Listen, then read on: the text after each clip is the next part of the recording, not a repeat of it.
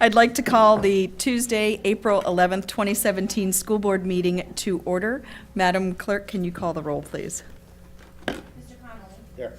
Mr. Cater? Here. Ms. Hazard? Here. Ms. Healy? Here. Mr. Henry? Here. Mr. McDosker? Here. Madam Chair, you have a quorum. Apologies are sent by Ms. Egan. She had a medical issue and will not be joining us this evening. Before we bring down our wonderful Stafford High School Navy JROTC, I would like to show, many of you know we have spent a lot of time on our new logo, and we are very excited to have our new logo up and ready this evening, I know for several board members. So we're going to do sort of like the, presenting, which feel like you're in the movie theater. So I'll let Dr. Benson show off our new logo.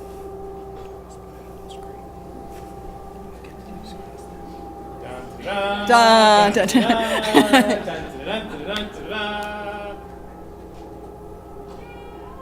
Yay!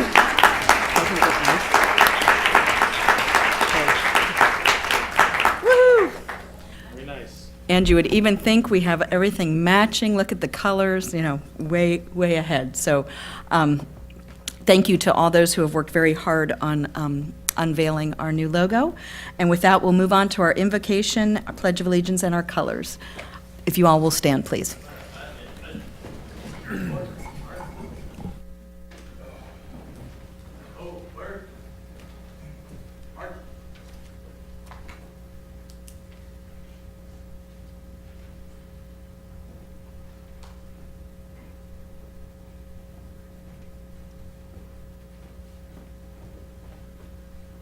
Colors. Oh.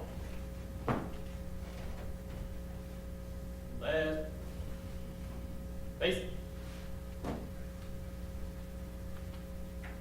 Present. Colors. Ready, cut. I pledge allegiance to the flag of the United States of America and to the republic for which it stands, one nation, under God, indivisible, with liberty and justice for all. Very. Colors. Ready, cut. Right. Face. Oh, word, march.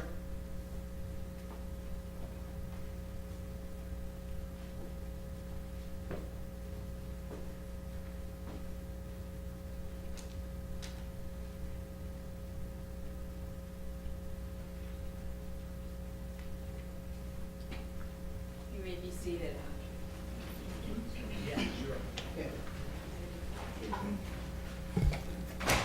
Again, special thanks to our Stafford High School Navy JROTC. Moving on, we will move on to the approval of the agenda. Is there a motion? Move to approve the agenda. It's been moved and seconded. Any discussion or removal or modification of items to the agenda? Hearing none. All those in favor, please say aye. Aye. Any opposed? Motion carries unanimously. One of our, many of you may see with our purple ribbons, it is our month of the military child. And before Mr. McCosker reads that important document tonight, I know that we have some military children who are here tonight. I would love for them to stand. And I believe that our JROTC, if they want to come back in, I believe many of them are also children of military members. So I'm going to invite them to come on in. See them coming? Great. So if you all will stand up, they are already standing in the back, some of our other military kids. And Mr. McCosker, I will. Thank you, Madam Chair. A proclamation to designate April as the month of the military child. Whereas the Commonwealth of Virginia is proud to be home to more than 73,000 children whose parents serve in the military stationed in Virginia, and whereas April is the month of the military child, a special month to recognize, pay tribute to military families and their children for the daily sacrifices made and for their commitment, courage, and unconditional support to our armed forces. And whereas Virginia has one of the highest numbers of military school-age children in the nation and is committed to be an active participant in the Interstate Compact on Educational Opportunity for Military Children, which facilitates military children transitioning in school systems across state lines. And whereas the children of our service members continue to make significant contributions to schools, communities, the nation, and our Commonwealth despite prolonged and repeated absences of both one or more parents. Whereas in partnership with the Virginia Department of Education, Virginia's public schools remain committed to the care and education of the children and of the men and women of our armed forces. And by partnering with school liaison officers, military leaders, educators, and community organizations, VDOE provides the unique support needed for military service members and their families during all stages of transition and deployment. And the Month of the Military Child reaffirms our commitment to ensuring excellence in schools, childcare, and youth services to military children who face unique challenges that other children their age never experience. Now therefore be it proclaimed by the school board on this 11th day of April 2017 that the school board hereby designates April as the Month of the Military Child.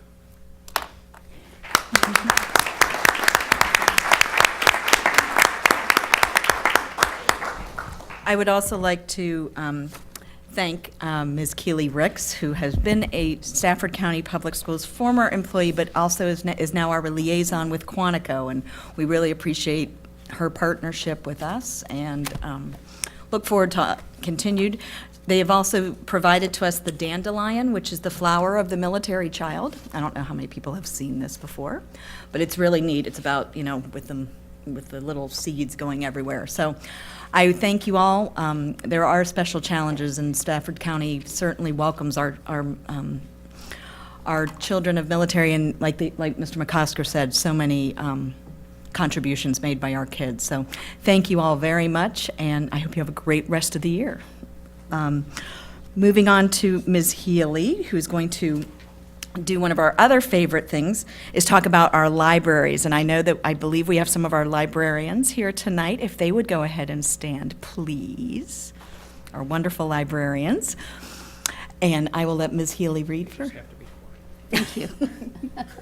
Mr. Hiron said you have to be quiet, but that's not because of the library. Don't pay attention to him. A proclamation to designate April 2017 as School Library Month. Whereas the desire to learn by school-age students in Virginia is fostered through the use of educational resources and services provided by school library programs, and whereas school libraries provide materials and opportunities that encourage growth and innovation, and whereas school library programs enhance reading motivation and information literacy skills necessary for lifelong learning, and whereas the full potential of school libraries depends upon school librarians who assist teachers and students to effectively use a wide range of resources, and whereas it is fitting that special recognition be given to the school library programs and the role school librarians play in education throughout the Commonwealth of Virginia. Now therefore be it proclaimed by the school board on this 11th day of April 2017 that the school board hereby designates April 2017 as School Library Month in Stafford County Public Schools. The school board takes this opportunity to call upon all school administrators, teachers, students, and citizens of Stafford County to recognize and support this action and to participate throughout the month of April in celebration of School Library Month.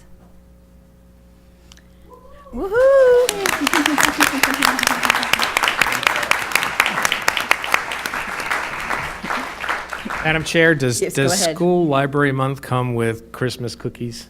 No, it came with this. That's right. I know, I'm just, You guys, gals, are so generous to us. We really Yes. appreciate you feeding us, among other things, besides what you do every day for all the students. It's so wonderful to see how when our libraries are full of kids doing all the neat things, and I think that's one of the commitments this board has made to looking at our library spaces differently to help facilitate you all as libraries are moving into a new age, and I know you all have to catch up with those, and you all are probably way ahead of us. So we also appreciate your input into how we can make those libraries serve better our students who are so inquisitive. So in that vein, thank you again, everybody, for coming out. Madam Chairman, I just thought of something. You know, we have these nice proclamations, and they get in the books, but wouldn't it be nice if we gave each one of our librarians a copy signed by our chairman? Sure, You know, to- we can send those out. For whatever you want to do with it, scrap paper, or if you want to post it. But it's just, I mean, It this has our this- new logo on it. This though. actually recognizes you and what you do for our schools and everyone, and I think it'd be a nice thing to give those out. Is that okay, Dr. Benson? Oh, absolutely. I just want to point out that technology or not, and we know that the landscape of our libraries is changing, and the role that they play in schools is changing, and it's really exciting. But there is a book in our new logo. I just want to point that out.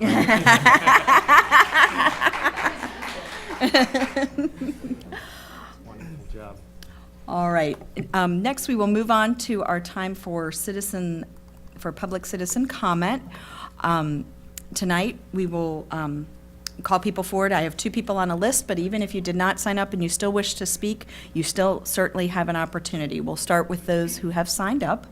So speakers shall identify themselves by name, address, and organizational affiliation if the spokesperson represents an organization.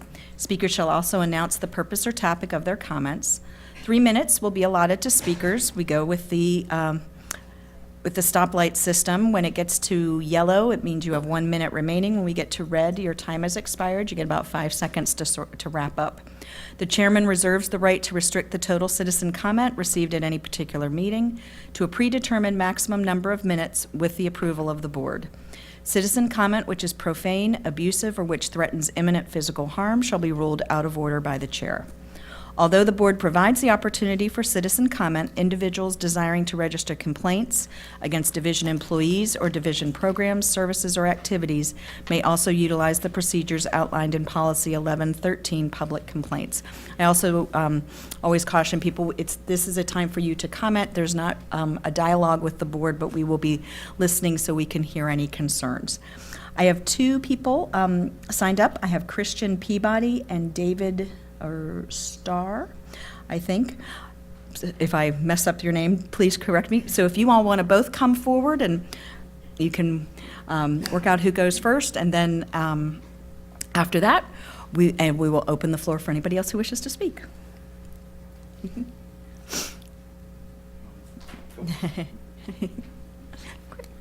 Good afternoon, ladies and gentlemen. I do have a quick question for the board. I am speaking in a multitude of capacities tonight. Could I possibly get like 3 minutes, 15 seconds? We'll see. Go quick. So my name is Christian P. Peabody. I live at 2506 Manor Court in Fredericksburg, Virginia. I'm the Falmouth Elementary music teacher. I'm also the Falmouth Elementary SEA representative, and I'm also the Virginia Music Education Association District 15 representative-elect, which means that in 2017 through 19, I'll be representing and advocating every elementary music teacher in the surrounding 12 school divisions, including Stafford. And my comments tonight regard a concern over the overall lack of consultation and due consideration given to teachers and students regarding the redistricting options for Falmouth Elementary. And Falmouth Elementary is a Title I school with a free and reduced lunch population approaching close to 40%. And of all the options to be presented, each necessitates a potential move and forfeiture of space currently and specifically tailored to suit our current population as it is. The options for redistricting inevitably result in the music room being moved exactly in between one of our Ellis classrooms and the library. And I've had a lot of concerns brought up about the negative impact this will inevitably have on the instruction in those rooms. Sharing a wall with the Ellis room will be detrimental to the learning environment, as many of these students have very highly sensitive and sensory impact issues and health issues that necessitate sleep throughout the day. And due to the need for their immediate accessibility to student privacy, handicapped bathrooms, the nurse's office, there's no option for that classroom to move. So due consideration, as stated in the local special education annual plan up for review tonight, has not been given to these students' situation, nor towards the negative impact placing in my room could have in exposing the students to almost up to 8 hours of continual and fluctuating sound when they require a highly controlled and stable and predictable learning environment. The main concern is that the teacher of this room has not once been consulted by a member of the board or anyone from the Office of Operations. Sharing Well with the Music Library places two diametrically opposed approaches to instruction, each unique to a music room and a library placed next to each other. I held a mock classroom in the computer lab where the music room might be placed, and the sound bleed into the library was massive and absolute. The library proclamation just read tonight states that the full potential of school libraries depends upon school librarians who assist teachers and students effectively, and that special recognition should be given to school librarians and the role they play in education. Yet this teacher still has not been once consulted by any member of the board or anyone from the Office of Operations concerning this move in redistricting. And for my own part, I'm the building's expert resident in sound. And the natural acoustics and the materials of the design facilitate transmission of sound from that room into every under the surrounding room next to it. And by my own estimation, the sound of completely soundproofing that room would be well in excess of over $10,000. That doesn't guarantee it's going to work. That doesn't count installation. It doesn't count maintenance. It doesn't meet fire code even. And still haven't been consulted by any member of the board of the Office of Operations. One of the options for redistricting pushes Falmouth at over 88%, and we're a Title I school. That would inevitably result in the loss of our occupational and physical therapy and sensory room. And if there's any group of students in our entire population, may I have like 15 more seconds? Thank you.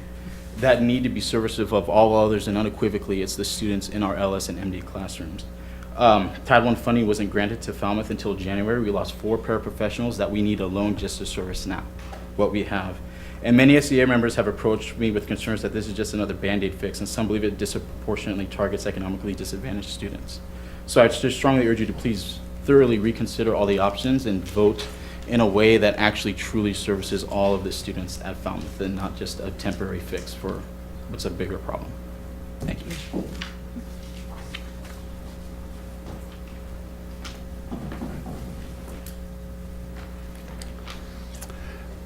Hi, I'm David Starr from 106 Hope Road, and tonight I want to try to get through 2 topics. The first is the special education preschool program at Falmouth Elementary School, and the second is transportation. First, the Child Find program was wonderful in walking us through the IEP process for our son Daniel. We were warmly greeted and terrifically pleased to hear that the school system was willing to start up a new preschool program at Falmouth to treat the needs of my son. This involves hiring qualified teachers, renovating 2 classrooms for preschoolers, and finding qualified peer students. My son was the first student in this classroom, and he has responded well to this experience. Thank you for giving the Child Find program and the special education preschool programs the ability to provide early diagnostic and intervention. Second issue is transportation.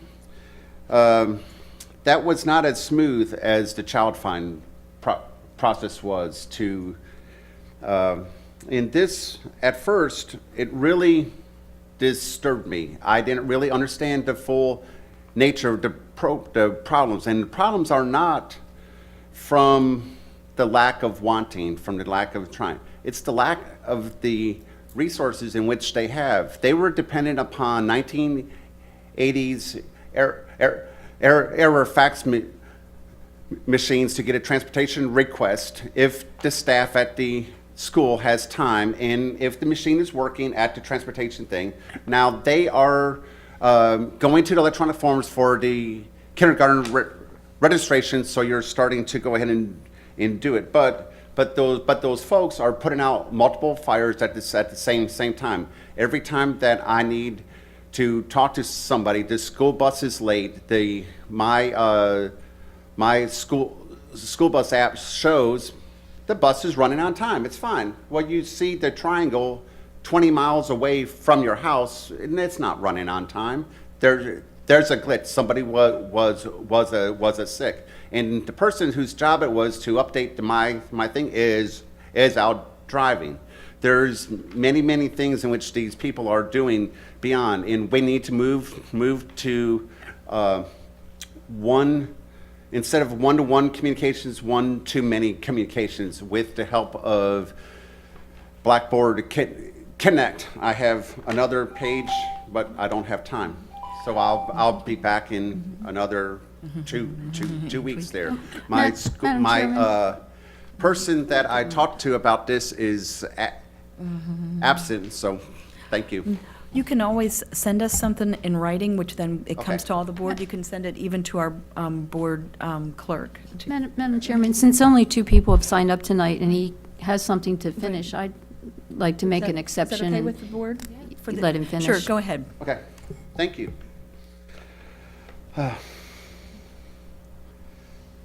So I abbreviated it, but let me go ahead and go on. I meant for a reasonable amount of time. Gotcha, ma'am. I'm just finding my thing. The transportation office goes ahead and communicates with the parents through the 540-373-60995 phone number if they're available to go ahead and talk. I would go ahead and recommend in which we go ahead and use all the technology in which Stafford County has, and we have bought Blackboard Connect. This is used widely across the district to go ahead and inform parents of stuff. I would propose that we go ahead and use Blackboard Connect to go ahead and inform if there's a major delay of the school buses for 20 minutes or more. My son's second bus ride was 45 minutes late on February day. He's three years old. There was multiple wheelchair kids too, and there was no notice that there was a delay. The only means of communications is one-to-one. You have Blackboard Connect. You have very smart folks there and everything. The principal of Falmouth Elementary School told me it takes her about 5 minutes or less if she pre-cans a script to go ahead and send out an alert. And she told me in which y'all already have a group per a bus that's built. It wouldn't take a whole lot to go ahead and effectively communicate these things with the parents. Thank you for the extra time. Do we have anybody else who wishes to address the board at this time?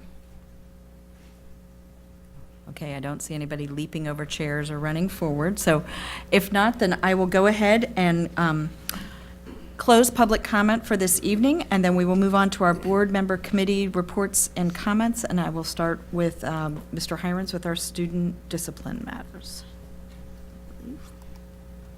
Oops, I wasn't quite ready for that. Sorry. Sorry, the discipline committee met on March 16th. Let me start over. On March 16, 2017, a committee of the board met to consider one student disciplinary matter. The committee suspended student A for the remainder of the 2016-2017 school year with 10 days to be actively served, and the remainder held in advance, conditioned upon good behavior. Thank you. Moving on to our board committee reports. Who would like to start? Go that way, okay. Mr. Hirons, would you like to start us, or? The Finance and Budget Committee did meet just prior to this meeting, and we did have actually a fairly full agenda, as it turned out. Took us right up till the start of this meeting, and we actually didn't get through every single agenda item. But the important highlights that we did hit up on, number one, we don't have any additional information on the Board of Supervisors' action on our funding request and/or the passing of the county budget as a whole. But they are expected to pass it on the 18th of April, at which time we will then know our local funding and our total revenue projection for FY18, and we can come back and complete our budget process at that point.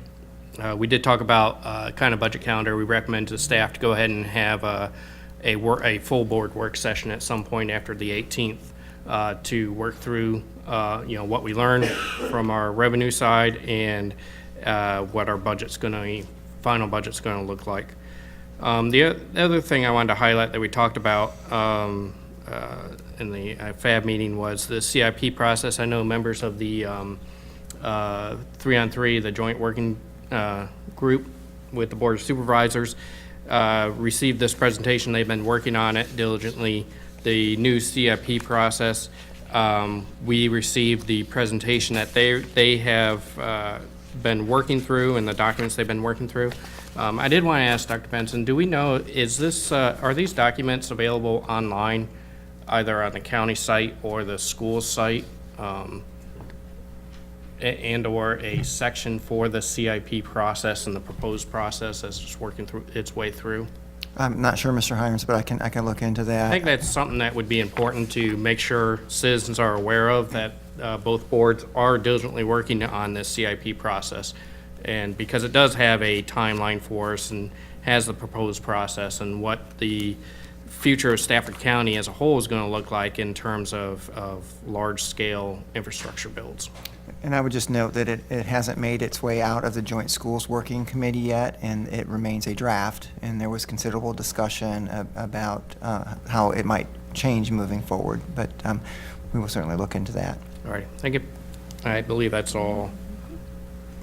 Ms. Healy, We have- any, Mr. Conley, Mr. Cater, anything to add? Yes. Good. I Great. have some, did you, I'm sorry, did you say, do I have anything to add? Or to say. Committee So, report. Go ahead, committee reports. Well, I came in an hour early to get all of my notes in order for you guys, but I'm still learning these computers, so I deleted all of them about 5 minutes ago. And so I think I've got them all back, and I hope I don't miss anything. But the Special Education Advisory Committee has partnered with our Fine and Performing Arts to present a sensory-friendly performance of Peter Pan. That's going to be held on Saturday, April 29th at Stafford High School at 4 p.m. And you can find information on sensory-friendly performances at staffordschools.net/sensory-friendly. The Clever Oaks Baptist Church and SEPTA will be hosting a charity golf fundraiser on September 29th. I'm sorry, April 22nd. At Cannon Ridge Golf Club in Fredericksburg. For more information on that event, you can visit SEPTA online and click on the link to the golf tournament. The Fredericksburg Area Council on Transition will be holding a workshop series on developmental disability waivers on March 26th from 7 to 8:30 at the Disability Resource Center.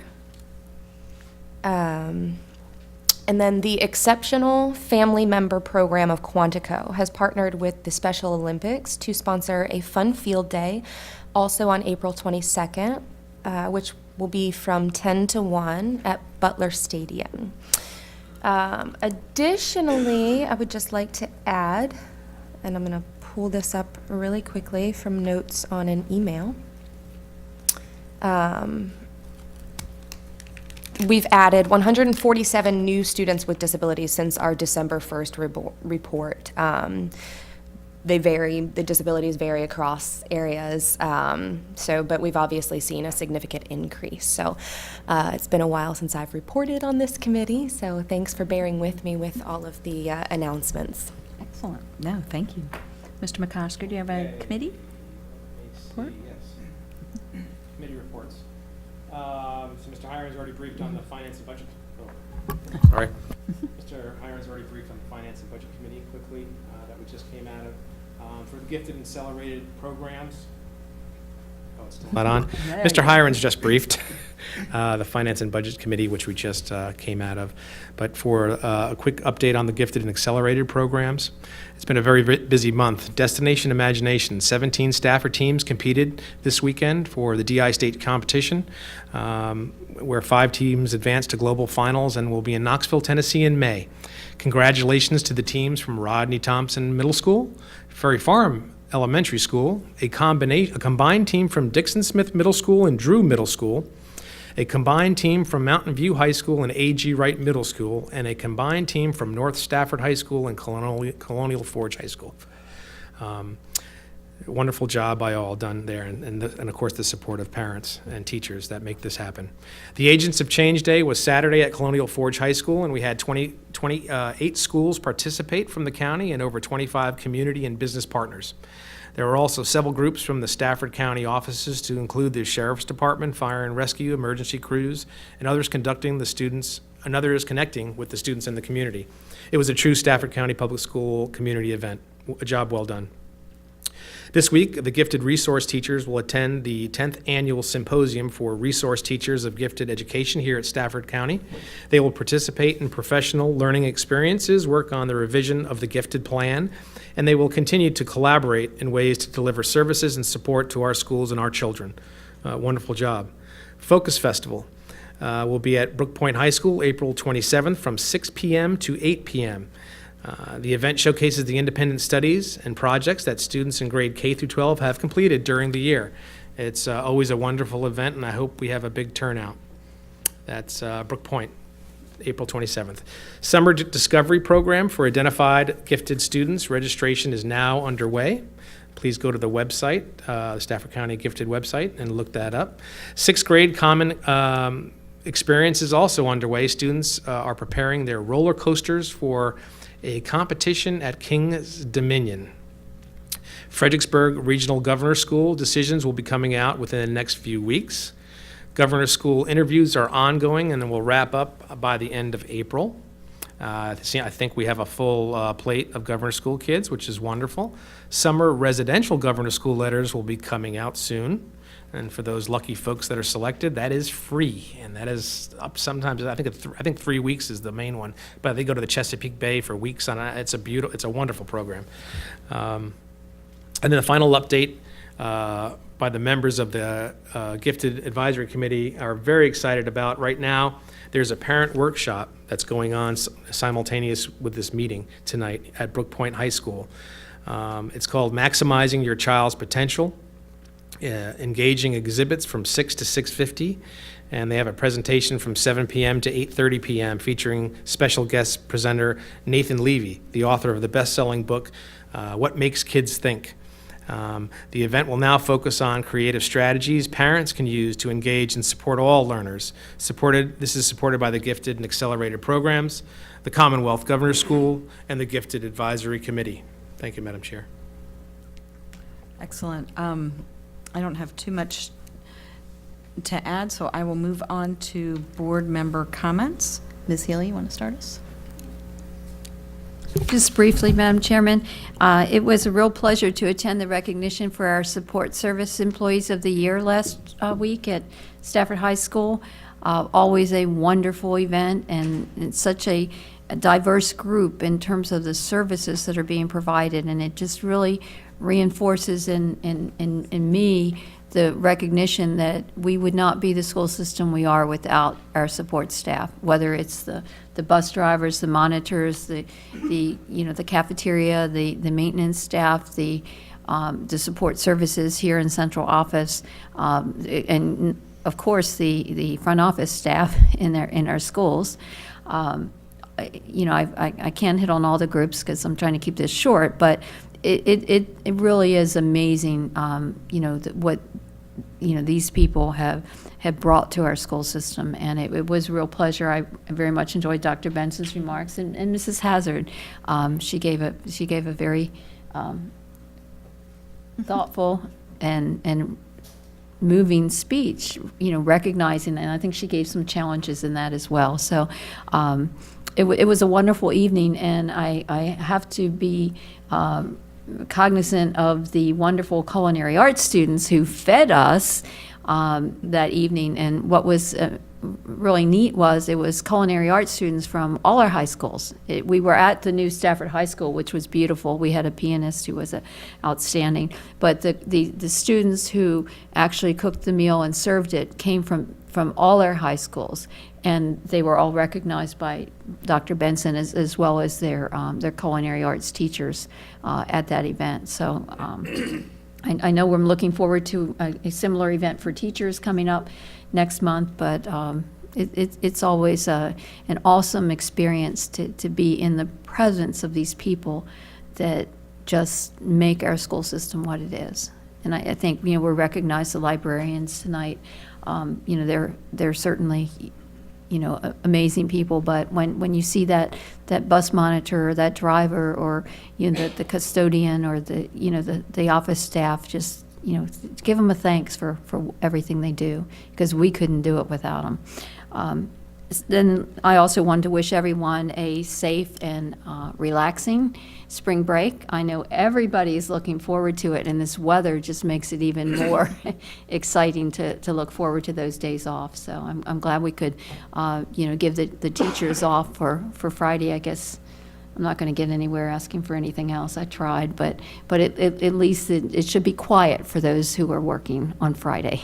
So enjoy the break, and we'll see you soon. And then we got gearing up for all those SOLs, et cetera. Thanks. Mr. Harms, you want to go ahead? I want to steal a little bit from something that Dr. Benson mentioned our last meeting, when board members don't have comments. He recognized the third graders across the county who put on a musical at the Fine Performing Arts Festival, which the entire festival was, as always, great and wonderful, and a great opportunity to showcase art and performing arts throughout Stafford County. But the one in particular performance that I was particularly fond of, as I think Dr. Benson was as well, was Lousy, Rotten, Stinking Grapes, put on by the Stafford County third grade music teachers. For you guys and for the elementary school teachers, really that was pretty incredible feat to have all these schools learn these parts and do these parts. And my son was one of the performers, and I'd drop him off, I think it was Mondays and Fridays at 8 a.m. And Max, what are you doing? What is this? And he would not tell me. He wouldn't tell me until we actually saw the performance. And absolutely amazed that there was a lot of choreography going on the stage, moving the kids from place to place and where they were performing. Some of them performed with some of the percussion instruments, some of them played the recorders, and they sang and they did dance moves and everything else. It was a great job. I know we have one of our music teachers, Mr. Peabody, here. Great job. Please pass along to all of your colleagues how impressed I was, how great a performance it was. Dave Vita, I think, was kind of the ringleader in that, our music teacher at Montclair Elementary School, and it did a fantastic job. And also because it is not only because it's School Librarians Month, but we should recognize Bridget Harvey from the Central Rappahannock Regional Library. I don't know her history, if she happened to have been a school librarian or not, but she is with the regional library, and she was the narrator for the performance, and she did a fantastic job. Continuing with performing arts, Peter Pan is going on at Stafford High School. I hadn't had an opportunity to get out and see it, but all of my neighbors have told me what an incredible performance it is this year. They always do a great job, but it sounds like Peter Pan has really struck a chord there. They do have performances next Friday and Saturday, I believe, and the one sensory sensitive performance on Friday afternoon. Great. Saturday 29th. You see, I was listening. So please get out and see Peter Pan, along with all the other plays at the other schools. They put on plays too, apparently.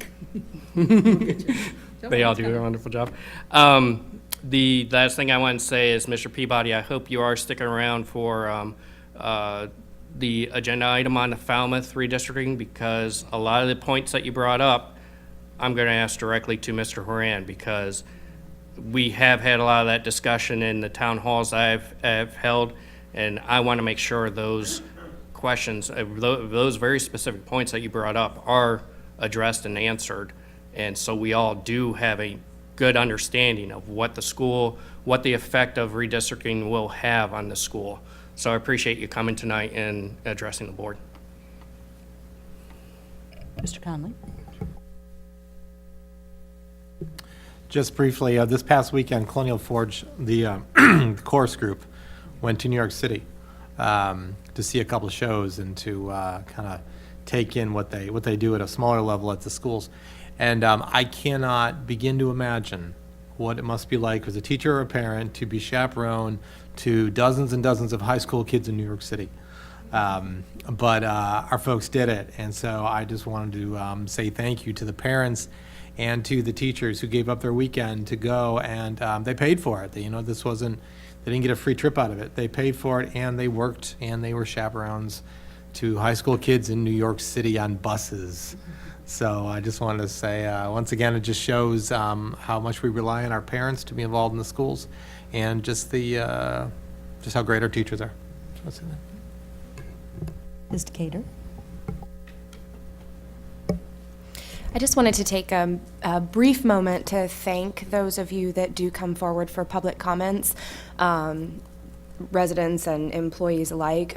For a new board member, it's on-the-job training, and so this is how I learn what questions I need to be asking, what's important moving forward, where I may or may not need to be putting my foot down. So I just want to acknowledge and say thank you for, coming forward and giving us these, all of this very important information that, we might not get otherwise. So thanks. Mr. McCoskey? Thank you very much. It's always a great pleasure each year, the board affording me to read the proclamation for the military child. As a Army veteran and retiree, my children have endured moves. Luckily, they were younger when a lot of my nasty moves were going on, but most kids don't have that pleasure. So they're very resilient. I think that's the word, resilient. And so my hat's off to them, because the Stafford County is really taking care of them, and they're doing a wonderful job. When their parents are deployed and in harm's way around the globe, we're back here supporting them, and that's a good thing. So God bless them. Special congratulations to our service employees who were recognized last Wednesday. It takes a strong team to provide professional instruction to our approximately 28,000 kids, and each day, and our service employees are that base, that stone of support, so that our administrators and our teachers can vault and take care and kind of touch those kids' heads and have them learn. So you definitely are the bedrock, and thank you for the stuff that you do around this county. Once again, the librarians, there was some candy in there, but it's always a wonderful. The librarians are folks that, even though they have some of them have the technology to support the children in the school. They still know where that book is, and they still know those children's favorite books. And they're just a wonderful asset to the team. I think we need to keep them around. Ferry Farm rebuild. Many of you know that the Ferry Farm rebuild that was supposed to start in FY18 has been moved off the CIP. We made a vote on that to compete, with Hartwood and Drew, and are also schools that desperately need our attention. They're the three oldest schools in the county, I believe: Hartwood, Ferry Farm, and Drew. Ferry Farm was 1957. Built, and it had renovated once or twice over the years, but it's been many, many years since a renovation. Ferry Farm is an old school with a large population, and we'll talk a little bit about it during the comments on the Falmouth renovation or redistricting. But Ferry Farm is a strong school, and we love all the kids that go there. But we too indeed have a 34% free and reduced.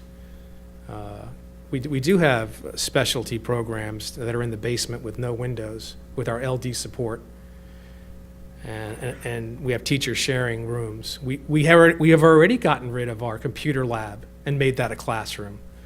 We've already gotten rid of our storage closet in the basement and made that a classroom. The school's at 90%, so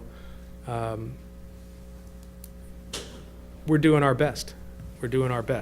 But it's time for us to take a good look at that, and we're going to take a good look at that, and I'll add some more comments and give you my reasonings when that time comes up. Lastly, on a good note, on a better note, a happier note, I'd like to congratulate Miss Heidi Sloan, and now I know I'm stealing a little bit of Cherie's thunder because she's going to put this out, but Mrs. Heidi Sloan is a fifth grade teacher at Ferry Farm Elementary School who has been selected to be the 2018 Teacher on the Trail. Earlier this year, she competed with two other folks, for this Alaska experience where from a nationwide search, this one teacher goes to Alaska and podcasts the Iditarod. The Teacher on the Trail program is a unique opportunity for one selected educator each year to enter into a year agreement to teach beyond the traditional classroom walls via the internet and to be involved in a project that reaches students around the world, creating standards-driven lessons, using research-based techniques, and integrating technology as a tool for teaching and learning in the 21st century are components that are going to make this an academic success for all students of all ages. Ms. Sloan will trade in her coat and her teacher shoes, whatever that is, I guess they're like mine, for an extreme weather gear, and she'll brave the Arctic elements, temperatures far below zero during this last great race, where she'll spend about 4 weeks during race time in Alaska as a member of the Iditarod educational team, visiting schools, riding the Iditarod vehicles, talking to the community, and preparing for teaching adventure of a lifetime. They fly in a small bush plane over rugged yet magnificently beautiful terrain from checkpoint to checkpoint during the race. And as a race volunteer, Ms. Sloan will help where needed in the checkpoints as she learns and she gives broadcasts from each checkpoint. And she learns firsthand what goes behind the scenes of this great race. She'll bring the sights, sounds, and the race events to the classroom and an online journal so that educators can connect with the race and plug in their lessons to this real-time collaboration event. The transition that learning in their local community will come from Alaska is a wonderful thing. This inspires students to learn and gain new skills and to help them lead them down the trail of reaching their own goals and dreams. And we are so proud of Mrs. Sloan, and I know she'll represent Stafford County Public Schools well. So good luck, and we'll have to warn her to watch for polar bears. That's it. Well, thank you. Again, just wishing everybody certainly a good spring break. Good spring break. It's been a wonderful time about our fine arts in our schools. As mentioned by everybody, wonderful Fine Arts Festival. I hope everybody got a chance to find out that you don't have to travel to DC to see great artwork and great performances. There were plenty that Saturday and Sunday. Musicals are upcoming at many of our high schools. I know that North Stafford just finished Fame the last weekend, which I know was wildly successful. For attention to any of those who go to Mountain View High School, this affects us. Beginning after spring break, due to the renovation of the front entrance, the front loop will be completely closed off to all traffic for the remainder of the school year. So there will be new traffic patterns for everybody arriving. I will be telling those in my household to leave 10 to 15 minutes earlier, which I'm sure will go over really well. But anyway, so anybody who travels that route in the mornings, I know there's a few staff members that drive that way, you may want to either go really early or come home really, or go much later, because I think the first couple days of getting that running it will be handled well, but nobody likes change. So just warning for all those who use Mountain View High School. And moving on, just again, happy spring break. Hope everybody has a wonderful rest, and we hope to see everybody safely back on the following Monday. With that, I will turn over to Dr. Benson. Thank you, Madam Chair. Just one announcement. Sometimes I think it's nice for us as a school system to get out and support a community event that might not be necessarily connected to schools. And that certainly happened over the weekend at the Stafford Hospital 5K. We had a wonderful turnout, over 122 runners. We were wearing shirts that had our new logo on it. We were a force to be reckoned with in the race field. But I heard from just a lot of folks about how nice it was to be out together doing something that showed support for the community. This particular race benefits the Stafford Hospital Foundation. And I just want to say thank you to Roberta Ewing, who really did a lot to get the number of folks together to participate in this wonderful representation from the schools. Hampton Oaks won for the second year in a row with the largest number of participants. I'm going to jump in with chairman's privilege because I forgot something in mind, but this is for my board members as well.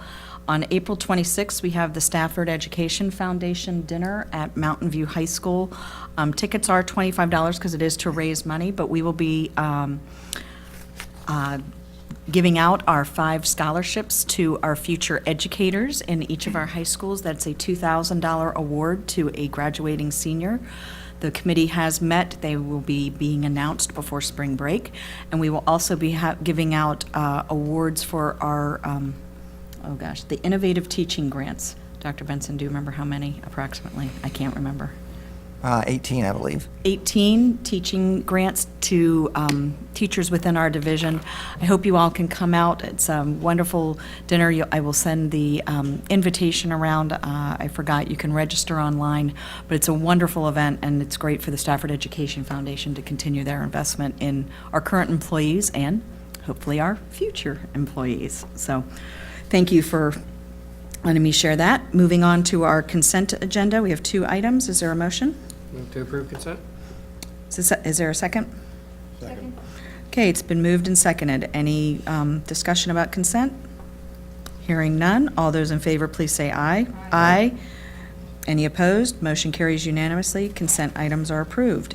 Moving on to information items. First item, 9.01, review and approve option for Falmouth Elementary School redistricting effective the 2017-2018 school year. I believe the options are attached to, or proposed options are attached to this agenda item. Are there any questions or discussion? I know we had our public hearing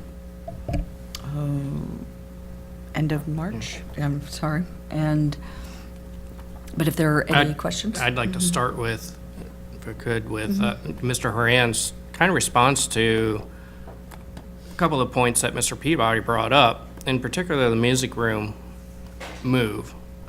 You know, during my town hall, this was brought up, and then I've had discussions or questions about the effect of moving the music room there next to the library and its potential negative impact. What have we done to minimize, to look at that, you know? Okay, I was waiting for you to finish. I'm Yes, just sir. looking for some response. I'm a little surprised to hear our music teacher come to us and say he hasn't heard from anybody and doesn't have the same buy-in that my expectation was, you know, the music teacher, the computer teacher, the instructor there, and the librarian have all been involved in this discussion. Frankly, it's a little surprising that it sounds like they haven't been. Well, I certainly can't speak to what happens inside the school and the administration, but I can tell you that when we present it to the school board, depending on the option that's selected and depending on the number of students that are considered to be moved into Falmouth as part of the redistricting, will drive the number of classrooms required. We do have a fairly confident that there are 3 available classrooms, that if we, depending on the numbers, there are 3 that can be used today. There would be a need to convert the computer room to a 4th classroom. What that actually room is used for, that's certainly we're deferring to the school and the school administration to make that decision. We certainly can convert it to a music room, and if it is, if the administration wants it to be a music room, that location, we can try and mitigate the impacts like we do with any other room that's a music school in the elementary school environment. We add tectum panels for sound absorption and those types of things. But And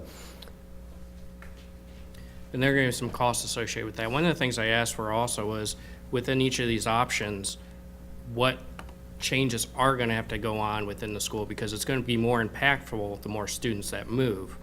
And also, any associated estimated costs. I know some of that, just as you responded, was, well, it'll be up to the administration how they actually use the room, but we've kind of scoped out some ideas there. So what would the cost be converting a room? And I don't see, is that included anywhere? I didn't see impacts to the school. Those costs were, we discussed real macro in the FAB earlier today about the cost associated with those rooms. But for 3 of the classrooms, the costs are very minimal. It's furniture, supported for furniture for those classrooms.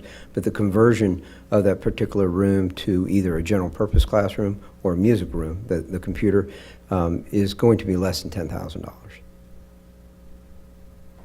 Closer to around 6. So for each of the options, though, do we know what the impact's going to be? Can we outline for each option what the impact's going to be as far as number of classrooms that have to be moved, changed, et cetera? I think the Because, answer is yes. We've heard a heck of a lot about the special ed classrooms as well.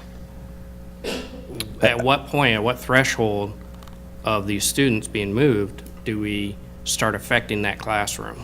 Well, I think 3 of the options involve, option 1 involves moving both groups from Margaret Brent to Falmouth.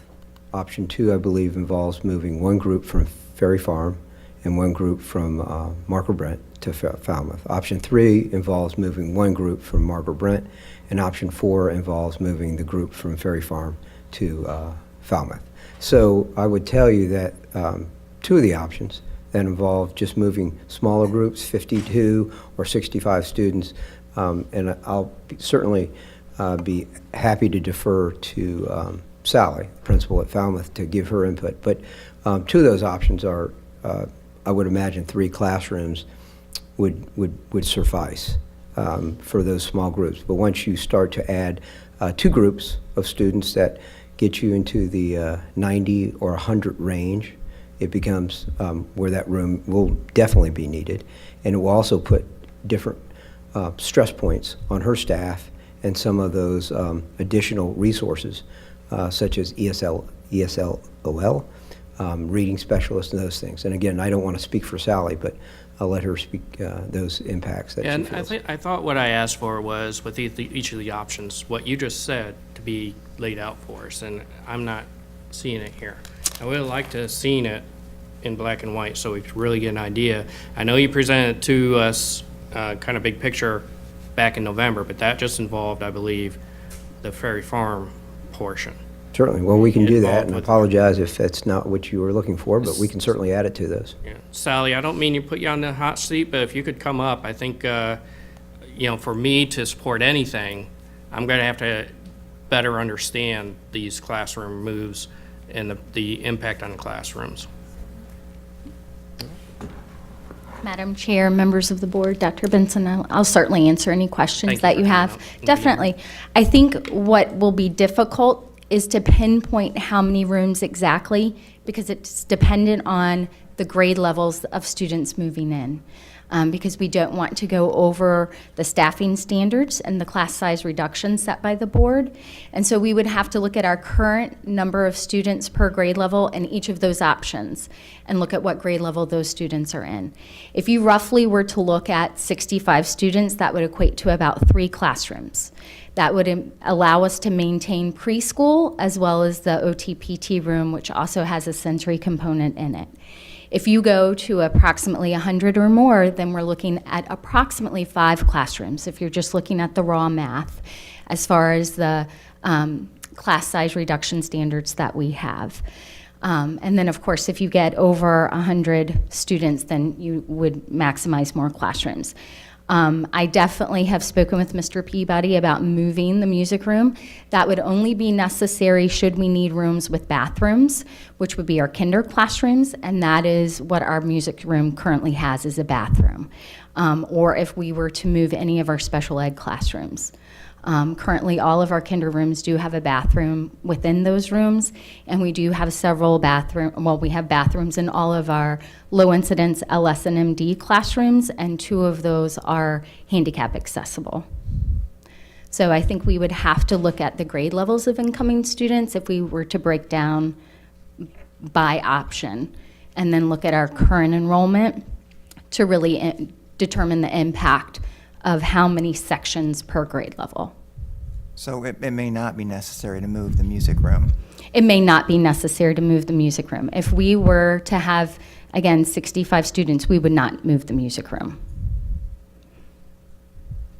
Okay, that's sort of news, because throughout the whole process, that has been kind of the one constant, no matter how many students that are received, you know, based on these various neighborhoods projections.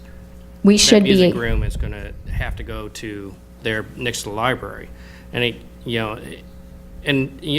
you were at the town hall, you know there was concern about the effect of the music room being right next to the library. correct.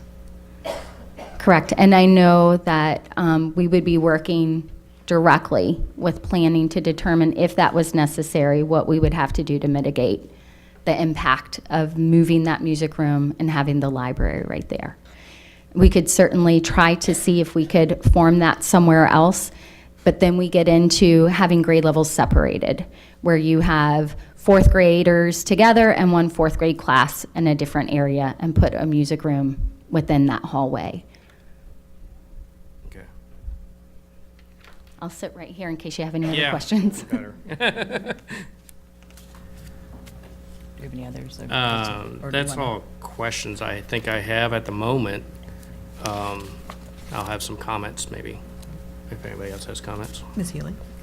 Mr. Haran, do you, and I don't mean to put you on the spot, and if you can get this to us before the next meeting, if you don't have this information, but do you know how many of our elementary schools do not have the computer rooms? I think I would dare to say that most of them have had the computer rooms, and some are now starting to convert the computer rooms to general purpose classrooms. So I will Right. say that I think we went through a period where many of our older schools didn't, and we converted a GP classroom into a computer room when I first got here about 7, 8 years Well, if we can get ago. that information before the next meeting, I'd like to have it, because, I mean, I know it's wonderful to have these rooms, but we don't have the luxury, you know, in all of our schools. I'm wondering about Brent, because they're just so crowded right now. I remember when we did that redistricting, Mrs. Truslow said, you know, we'll make it work, and I'm sure that's the same case that, you know, would be at Falmouth, because we have incredibly supportive administrators. It's not always a perfect world, but I Yes, would ma'am. like to find out, you know, how Absolutely. many have lost that. I remember Mrs. Kale, I'm sure will remember the days when music was in that hallway. You know, it was, I mean, you could walk by and be entertained at any hour of the day, and that was when Mr. Wilson was there. You know, it's just, we've all, you know, gone through growing pains. Way back when my daughter was in elementary school, we had music on the cart, art on the cart. We had gym on the stage. It was just, you know, it's not ideal, and I'm not suggesting that, you know, we go towards that, but I would like to keep in mind that we do have, you know, we have administrators and teachers that, you know, make things work. I do have a question actually for Dr. Clark, and it has to do with those 2 preschool classes that we just added, because that was very recently, and I remember the question came up, you know, how will this affect the redistricting? Because, you know, redistricting was, you know, it was in the future, but, you know, in terms of affecting the space, because every time we add a program, we're taking away space. So is there any flexibility, you know, with those programs that we literally just added? I remember, you know, you saying that if we had some potentially. Well, we knew going in that there was redistricting coming, but nevertheless, we needed to add them now, and we did, and they're working really well. In addition to that, though, we are adding 2 preschool classrooms for next year, and we've moved preschool out of Winding Creek. So preschool is, as you know, that growing population where we are just always looking at shuffling. Fortunately, those children aren't yet in their kindergarten, in their community school necessarily, although we don't like to move any classrooms once they're established. It's getting harder and harder to locate space anywhere. And we have to consider the transportation of those children that live in the southern end of the county. And it will be very difficult. We were looking at that this week. We think we can, if that's the decision to move, We know we think we have space at Head Start for one of those preschool classrooms if it should come out of Falmouth. The other one we haven't located yet, and where that might be. We tend to want to take a look at Ferry Farm, but we know that might not be an option. Conway is not an option. Perhaps Grafton Village, but not sure yet. So we've just been waiting and sitting tight to see what that decision is, and if we have to move, we'll try to locate.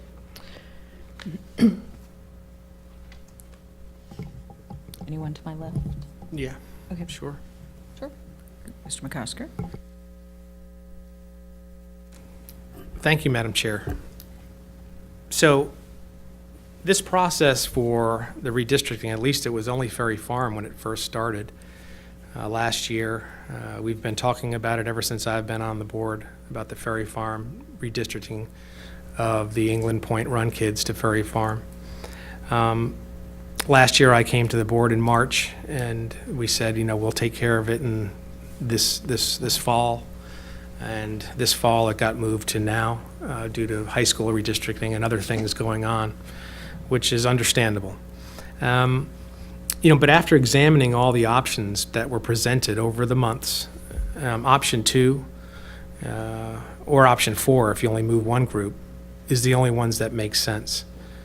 Option 2, and most importantly, it's to take care of the consideration of the children of the county, specifically the 52 children of the England Point Run apartments who now attend Ferry Farm Elementary School, and the 65 kids at Margaret Brent, to reduce some sort of class size reduction or student body reduction of the Margaret Brent Elementary School. But really, this redistricting should be only about the Ferry Farm Elementary kids. Years ago, the Stafford County School Division and the school board at the time, which I was not on, elected to have Falmouth Elementary School as the recipients for this newly built England Run Point neighborhood due to the proximity of the schools, since you have to pass that school in order to get to Ferry Farm. Rocky Run wasn't an option, and the other schools that were a little bit closer were not an option due to capacity. They couldn't fit there. As you've heard, Falmouth was lucky enough to have this wonderful ground-to-roof renovation, updating their facilities, and what wonderful facilities they are. I was part of On the Ground when I first became a board member. But because of this wonderful renovation ongoing at the time, the kids could not go to Falmouth Elementary School, these kids from England Run. They had to go to Ferry Farm because Falmouth was under this wonderful renovation. Secondly, option 2 is the only option that keeps all schools under 90%. Right now, Ferry Farm is the only school in our paperwork at 90% right now. Both Falmouth and Margaret Brent Elementary Schools are in the green for at least 5 to 7 years out. That is not the case for Ferry Farm. I spoke about the conditions of Ferry Farm Elementary School that was scheduled for rebuild in 2 years, in 2018, and rightly so. It had many needed upgrades. But when you have a school that's scheduled for a full rebuild, as a smart planner, you don't dump a lot of money into the school to fix things that you need in order to support the kids' education. And so there are a lot of things at Ferry Farm that need to get fixed. And I'm confident that Dr. Benson will address that as we move forward. Falmouth is in the mid-70s right now for their student body, and they've enjoyed this mid-70s student attendance for years now, since the renovation. They're also a Title I school, which Ferry Farm is not. And the trick with the Title I school is, this county spends millions and millions of dollars every year to support our special need kids, which is very, very important. And Title I schools get a good chunk of money in order to keep that K-3 size reduction class to 18 kids. We identify them Title I as a reason, for a purpose, and it's for that reason to make sure we take care of these free and reduced children. And Falmouth does that with the Title I money. they're sitting at about 38% free and reduced, 37% free and reduced. But over the years, Ferry Farm has always only been a few percentage points under. Right now, we're at 33.6. So we've never gotten that Title I money in order to take care of our special needs kids and our free and reduced kids. It only makes sense, so I should back up. The only kids that are free and reduced, almost 85 to 90% of the kids that are free and reduced in these moves come from Ferry Farm Elementary School, not Margaret Brent, which got put in the mix at the last go-round by another board member. So here we have over 90% free and reduced kids that are going to Ferry Farm, that are passing Falmouth Elementary School, that are on long bus rides to elementary school, to their elementary school each morning. And this is a Title I school where they can have their needs taken care of. I should say that Ferry Farm has done a wonderful job taking care of these kids and the kids in their school. It's an accredited school and it's accredited every year. We do a wonderful job. But like I've mentioned earlier, we've already given up our computer lab. We're struggling with space. Several teachers are doubled up in classrooms. 2 LD teachers are teaching together. Our PST and LS1 teacher are together in what's reported to be a converted storage closet. This year, we no longer have a makerspace STEM lab because it's being utilized for the storage closet that we already gave up. But the teachers are making do, and the children are having a wonderful educational experience. But this year, we had to move our autism classroom into a large storage room without windows. Forget about the front office and the library being extremely small and the security being okay. You know, we have one printer in the basement and one printer in the cafeteria because we have no space for any office equipment in the front office. So, you know, wherever these kids from Ferry Farm Elementary School, and this board sends the Ferry Farm Elementary kids from England Run on the 25th, I'm telling you that it makes sense to move these kids to Falmouth Elementary School. And that's the right thing to do by the kids of this county. They're being drugged across the county. They don't go to the same middle school as our kids. They don't go to the same high school as our kids. So why are we moving these kids across the county when there's perfectly good space? After option 2, which is providing a little bit of support to Margaret Brent Elementary School with 65 kids, and taking the Ferry Farm Elementary kids at 52, providing these 117 kids to Falmouth Elementary School may have a few issues in space, but they'll still be under 90% after all said and done. So I hope the board makes the decision to make sure that the kids from Ferry Farm Elementary School on that England Point neighborhood get moved to the school they should be at. Thank you. Mr. Hirons, can I speak as the, I'm going to make a couple comments in general. I'm going to start general. My comments about elementary schools and how much our funding body has said that we need to be operating at 90% capacity at every one of our elementary schools, I actually think is not actually the way to go. We talk about small classrooms, we talk about being able to provide these opportunities. But if the requirement from our funding body is you need to operate at 90% capacity, which is a number, it means we are going to be full, and we're going to be full in a lot of places. Because unfortunately, we are fortunately, I don't want to say, but we are growing. And if we are going to always say we need to have every school at a 90% so that we are looking to be, that we are using our buildings well, I think that's something that the community needs to consider, whether that is actually what you would like in your school buildings, whether it be an elementary, a middle, or a high school, is 90% capacity. And that is not of That is design capacity. That means every room is used at a maximum level, 25, 27 kids. But many of us, what have we heard a lot about tonight? Special programs, other things we want to offer our kids in our schools. Those classrooms don't always have that many kids in there. Our special needs classrooms by law cannot. When you get to the high school, you cannot have in our CTE programs that many kids. So my first comment is a general comment and a comment more to our citizens. Is that really the kind of schools that we want to be? Is that really the capacity level we want to operate every school at our community within? That being said, we are not in a position to completely change that number, I don't believe tonight. Right now, I would like to see, and I know that it has been provided, but right now, we do talk about Margaret Brent Elementary School sits at 926 kids, which is 97.4% capacity. That's a lot of people.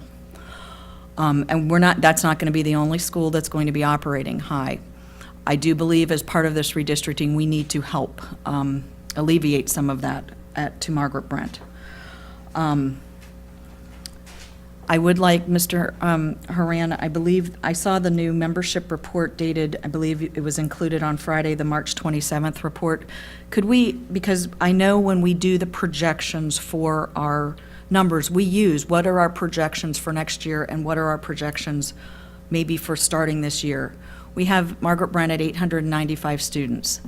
The difference between, 895 and 926 is a pretty big number.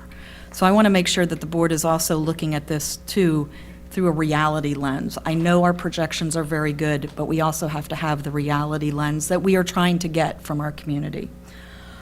With regard to Title I, we have 7 elementary schools that are Title I.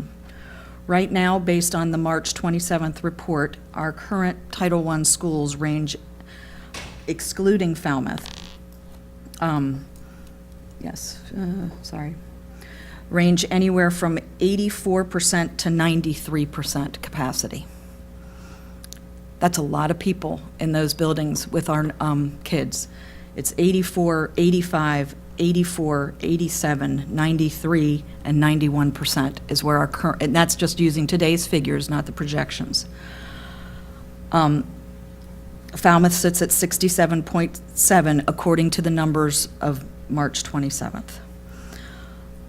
I don't want to move, I would like every Title I school to have those spaces and those capacities. However, I have to say, when we start to look at how we're going to be building into the future and what we're going to be doing, we are right now looking at this 90% figure or some kind of high-level figure. So I do believe we are going to have to move kids because we are being handed that requirement.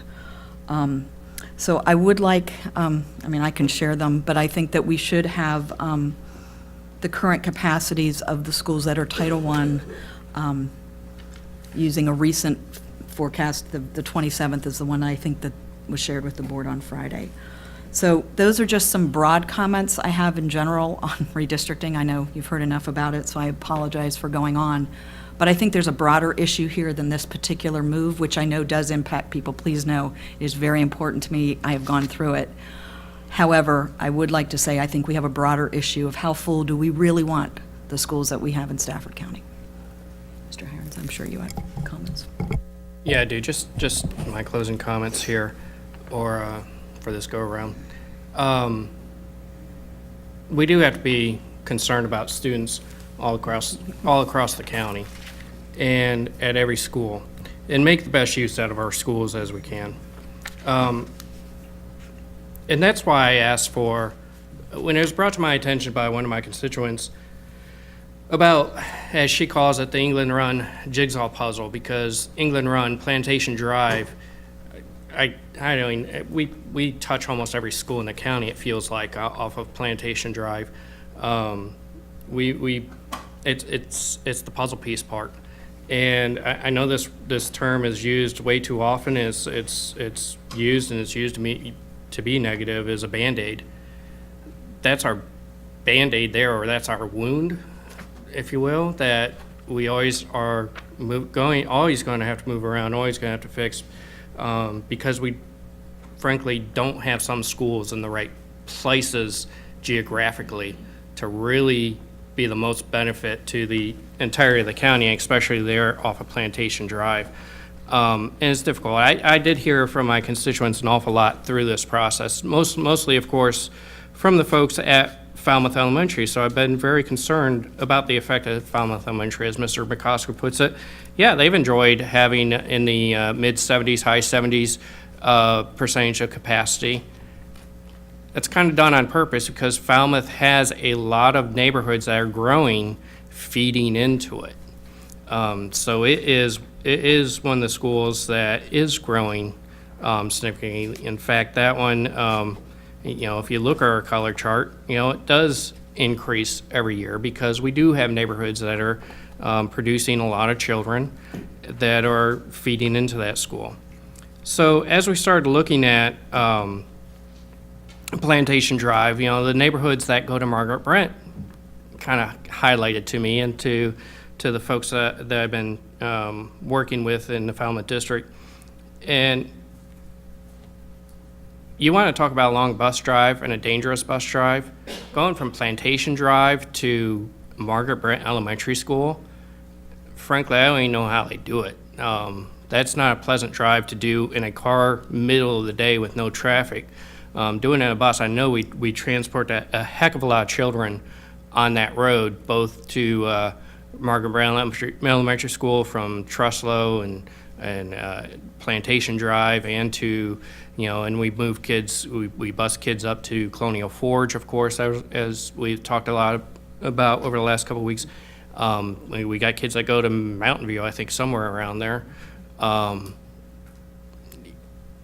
In my opinion, doing the best for the children throughout the county is thinking about transportation as well, and getting, not only shortening bus rides, but also making them safer bus rides. I did have a conversation with our transportation department a little bit about, can we get some statistics, some information about where we see the most accidents of our buses? And he didn't have any empirical evidence at the moment, but he did say we're actually collecting that type of data right now. And yeah, the routes between, if you'll say England Runnish to Margaret Brent, those are some of the most dangerous roads in the county, and we do see a significant amount of accidents. So that's why it was highlighted. And then Ms. Hazard and I chatted about Margaret Brent and the growth at Margaret Brent.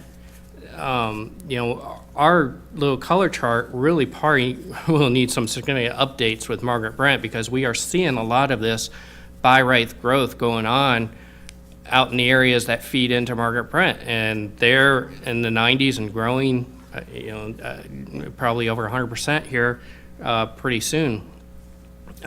So while I appreciate Ferry Farm's concern for space and the use of space there, frankly, the Ferry Farm is not growing significantly as much as neighborhoods that feed into Margaret Brent and feed into Falmouth Elementary. So my concern there is lessened on the capacity side of things. I do think we need to do some things there at Ferry Farm in the not too distant future. Rebuild or renovation is absolutely going to stay as important to me as getting a high school number 6. And I'll support Mr. McCosker on his thoughts and ideas there to make sure Ferry Farm does see the improvements they need. But where I've come to in my own mindset is I wish we could move both of the Margaret Brent neighborhoods into Falmouth.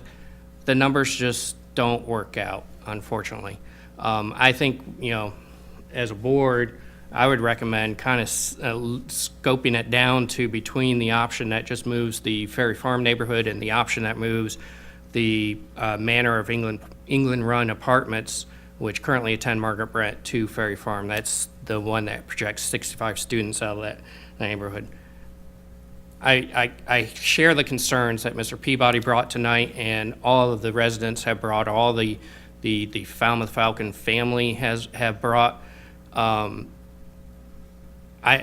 really hope the impact there, you always hate to say hope or use terms like hope in situations like this, but there are some unknowns there, and we do have a brilliant administration. I know Sally's going to do a great job making the best use out of her space there, and I hope the impact is as minimized as possible. But we most certainly have the space that in Falmouth that we can get some students moved, and from my perspective, it's a much better move to move students out of Margaret Brent and free up some space there and get them a better, shorter, safer bus ride. You know, not only a shorter bus ride, but a safer bus ride. That's really significant. So, you know, going forward, I'm going to be supporting option 3 within our redistricting proposals. And again, I would encourage the board to, unless somebody really wants to defend the option that moves 2 neighborhoods at once or all 3 neighborhoods, you know, but we might as well not even consider those unless you really want to defend it. But that's where I'm going to be supporting option 3. Madam Chair, can I just ask? Sure. I just want to clarify something because I don't know the layout of Falmouth Elementary School. If we move 90 or more students, then there are no other options for moving that musical classroom. There, you know, these issues that he brought up are going to happen if we move more than 90 students. Again, we would have to look at how many per grade level to determine. We average kinder through third, about 22, 23, approaching 24 students per classroom. So we would have to look at which grade levels. I would try to spare us from having to do that. But again, we would have to look at the equity of having a bathroom in your classroom, pretty significant for kinders, and looking at our special education classrooms. Again, that would relocate the preschool classrooms and the sensory room. And so we could try to see, according to the map, trying to keep grade levels together. But would it be possible? It could be if we look at the numbers of students per grade level. Okay, thank you. Ms. Healy, go ahead. I am not sure if this is for you or Dr. Clark, but the preschool classroom that we just added, is that in the size of a classroom that would be equivalent of the music room? Both preschools that were added are full and at capacity now, both the 3-year-old program and 4-year-old program. They are in a general education classroom space. They have a bathroom? They do not. My wish for next year, because we did add them late, my wish for next year would to relocate them to our kinder hallway, so they're with kids their size, and also have a bathroom in their space. Currently, they are using a hallway bathroom and sharing that with 2nd and 3rd graders. We do keep our 2nd and 3rd graders out while the preschoolers are using them. So there are empty classrooms in the kinder? What I would do is we have one empty classroom that's a resource room, and depending again on how many students per grade level, I would relocate one preschool there, hopefully both.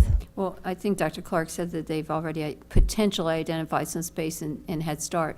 And I know when we put these classrooms in Falmouth, I was particularly concerned in recognition that this redistricting, you know, was under review and was coming up. But I was assured that it would not be, you know, well, I'll use my words, and if they're incorrect, let me know, but it wouldn't be a traumatic experience to have to move this, because these are not students that are vested in the school. I mean, they're here just for preschool, and then they're going to go to a homeschool, which may be, you know, somewhere else. So that was a concern I had when that came to the board, asking us to put them in Falmouth, recognizing that we were going to be looking at, you know, putting other students in Falmouth. But it sounds like there are some possibilities. And I have not taken a position. I'm not supporting a particular option at this point, because I do want to hear, you know, all the information and probably get some more before the next meeting. But am I hearing correctly or understanding correctly that there is room,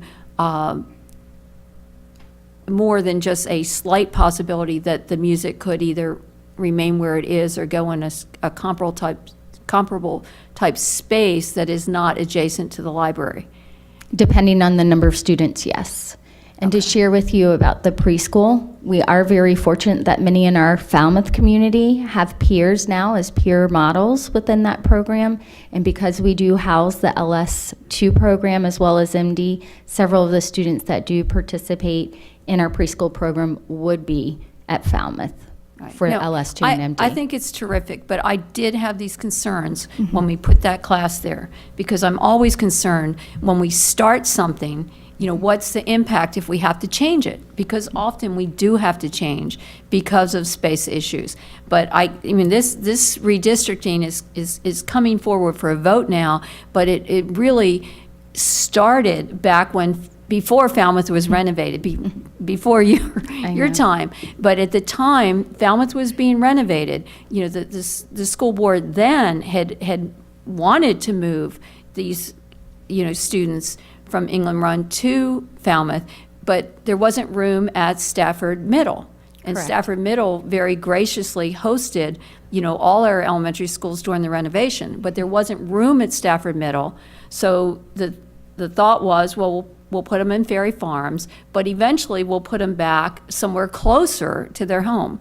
Because I don't care, you know, what free and reduced or what, I don't want kids on longer bus rides than they have to be on. I think it's a disservice, you know, to the community. And in this particular community, we've seen there's not a lot of feedback. Unlike our redistricting for the high schools, we had a lot of community, you know, feedback and information presented to the board. And I think that the families in this instance are willing to go where the county says, you know, that, you know, we can best take care of these students. So, you know, I think it's our job to look out for them as well.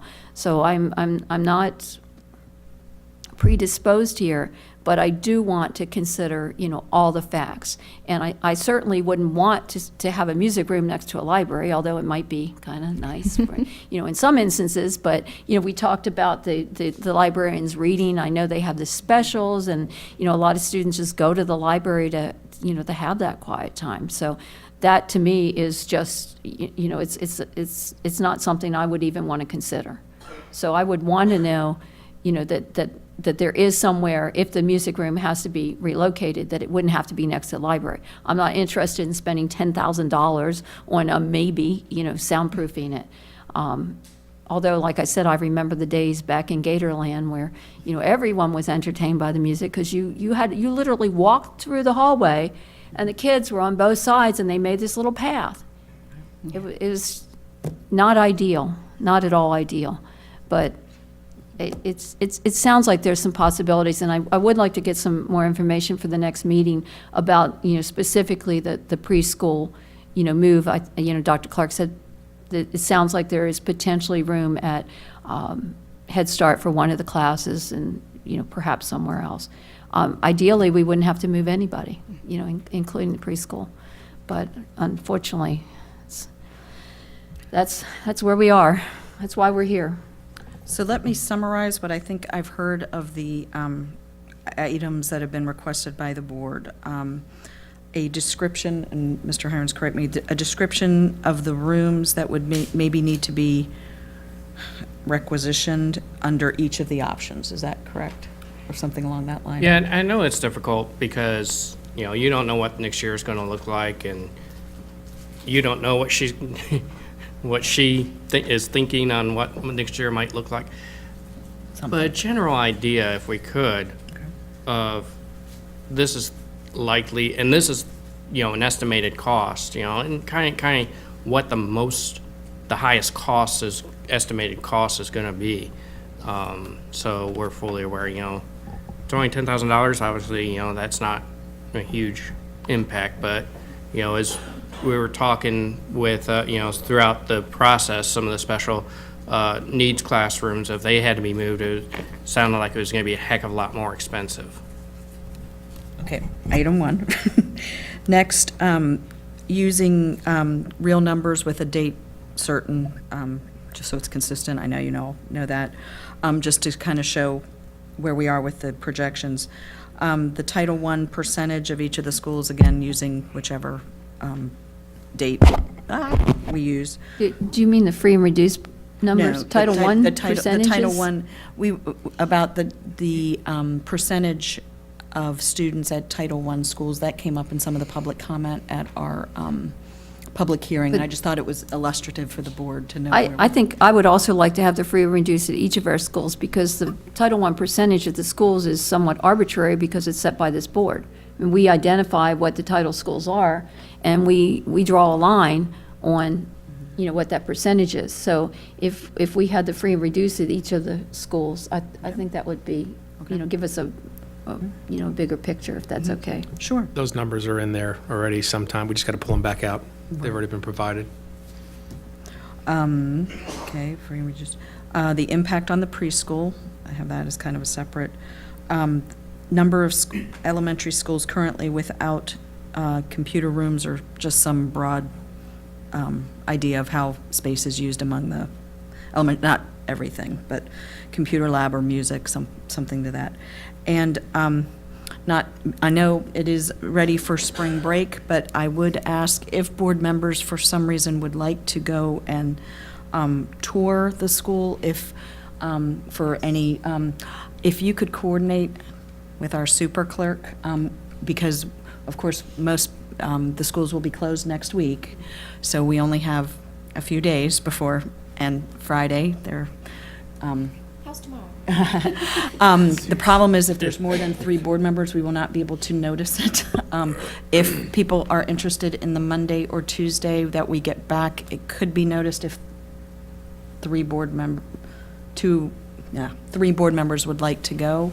I don't know if there is that interest. I was sort of hearing that. So if you have that interest, can you let Roberta know, and then we'll see if we can come up with a date that doesn't violate any of our Sunshine Act, but also gets that. We certainly don't want to come and impact in there, but if there is that interest, I would like to make sure that the board has that opportunity. Did I cover everything? I hope. You cover everything we talked about, but I'd also like to specifically get the bus ride numbers from Ferry Farm to the districts there, as well as the districts being moved out of, proposed to be moved out of Margaret Brent. I'd just like to know, you know, the average time or whatever amount information they give us with respect to those bus rides, because that's been brought up more than once, and I think that's an important element. And also, I would like to ask Dr. Benson to have these projections reviewed in light of the current numbers, because just looking at them, if I'm reading this correctly, and I'm looking at Stafford County Public Schools out-of-capacity table by level design capacities 2016, I don't see the percentages here, but just looking at the numbers starting at 2017-18, which is the coming year, up to 21-22, which is, I think, a reasonable range of time to look at, it looks like Falmouth is projected to be 52 students less, and Ferry Farms is projected to be 45 students less. Now, Mr. Hirons talked about the neighborhoods. I'm sure he's much more cognizant of those because he drives by them every year. But these show the numbers going down at both of those schools. So I would just like to be reassured that, you know, we're comfortable with these projections here. I know I keep asking about numbers, And Margaret but Brent. I think it's important. Margaret Brent also, if you look. Oh, yes, if you of look, course. is also 51% Yes. students less. So it looks like there's a trend in all 3 schools to either stay in the green. Margaret Brent, of course, is a little bit yellow. That's what I'm looking at. But I would like to, and that's the numbers that I was going by. I you know, I heard 90-something%. I'm looking Yeah, at that shows the, I'm Margaret looking at the Brent going chart up. that That's was not- provided. Well, I'm looking at the chart that was provided, and it's showing green across the board, so except for a little yellow in Ferry Farm and a little yellow in Margaret Brent. But Madam Chair, since we're engaging a little bit more in this discussion, I would like to have Dr. Clark or whomever take a look at the support for the special education folks at Ferry Farm, and make sure that we're in compliance. I'm sure we are, because we're a wonderful I just want to make sure that, are we the only school division that are having people couple up and are in windowless rooms and as reported by the school? So let me just, I would like to know that.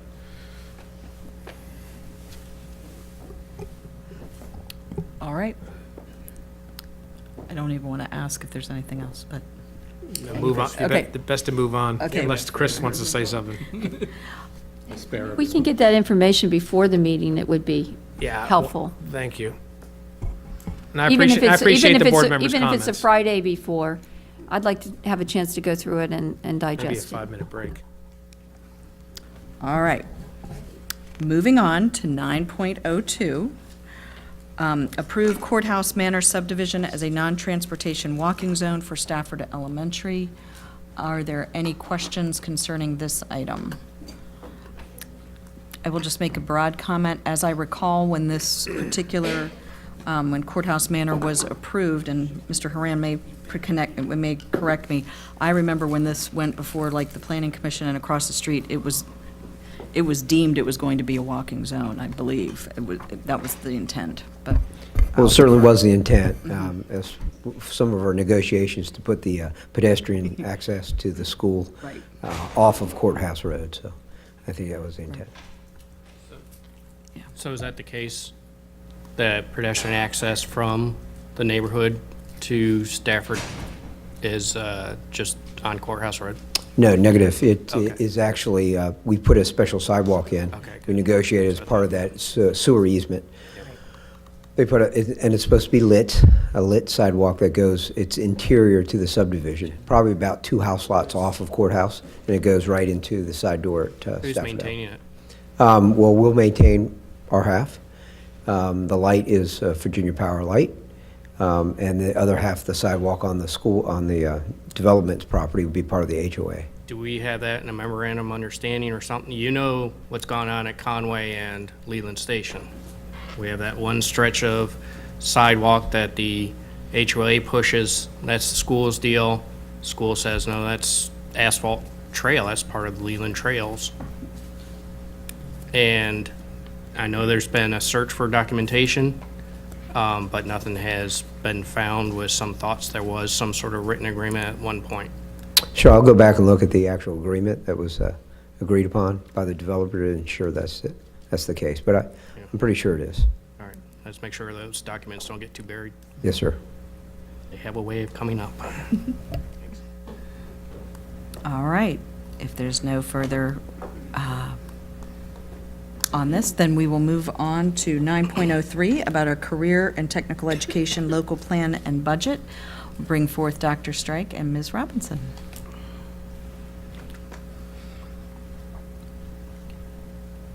This hasn't moved to action. I didn't see it. Good evening, Madam Chairman, school board members, and Dr. Benson. Forgive my voice, but I'm recovering. Thank you for the opportunity to present our Career and Technical Education Local Plan and Budget for 2017-2018. This is an annual application for federal funds as provided by VDOE in compliance with the Carl D. Perkins CTE Act of 2016. The plan allows for expansion and improvement of CT programs at the local level as required by federal regulations. This year's plan must be approved by the school board for Stafford County Public Schools and submitted to VDOE by April 28th in order to receive the federal funds. The template for this year's plan did not change at all, which always makes my job much easier. In fact, we do not have the new Perkins or state funding allocations yet. Therefore, the numbers used in the budget sections are identical to last year's. VDOE instructs us to use last year's numbers until the new ones are released, which is usually around the end of April or the 1st of May. Therefore, other than a few minor changes for clarity, this is essentially the same plan as last year until the new budget allocations are released. If you have any questions at this time, I would be glad to answer them for you. Are there any questions? Yes, Ms. Healy? Oh, sorry. You mentioned this needs to be submitted by April 28th. Mm-hmm. Okay. Yes. Mr. McCaskill? There shouldn't be any more local funding match. Is our local funding match going to stay the same? Should, Okay. it should stay the same. Okay. And should those numbers change, I'm sure Mr. Fulmer and Munis will have it all figured out, how we move forward. As noted by Ms., oh, go ahead. Did you? I was going to say, there was a request to move this to action. If we're done with questions and comments, I will move to move 903 to action. Second. It's been moved and seconded. This will be to move 9.03 to action. Any discussion? If not, all those in favor, please say aye. Aye. Any opposed? Is there a follow-on motion? Move to approve 903. Second. Been moved and seconded. Any discussion? All those in favor, please say aye. Aye. Any opposed? Motion carries unanimously. Thank you, Ms. Robinson. Thank you. All right, well, moving on to another transportation zone. This is regarding Spartan Oaks. I believe this is also one that, as it was being approved, was also envisioned as being a walking area. I would hope so. Their It's right there. monument sign is right next to our sign. I know.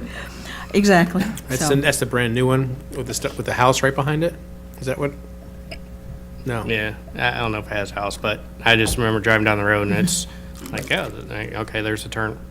There was a housing sign, development sign. I mean, can't label Stafford County any better than that. Right. Yeah.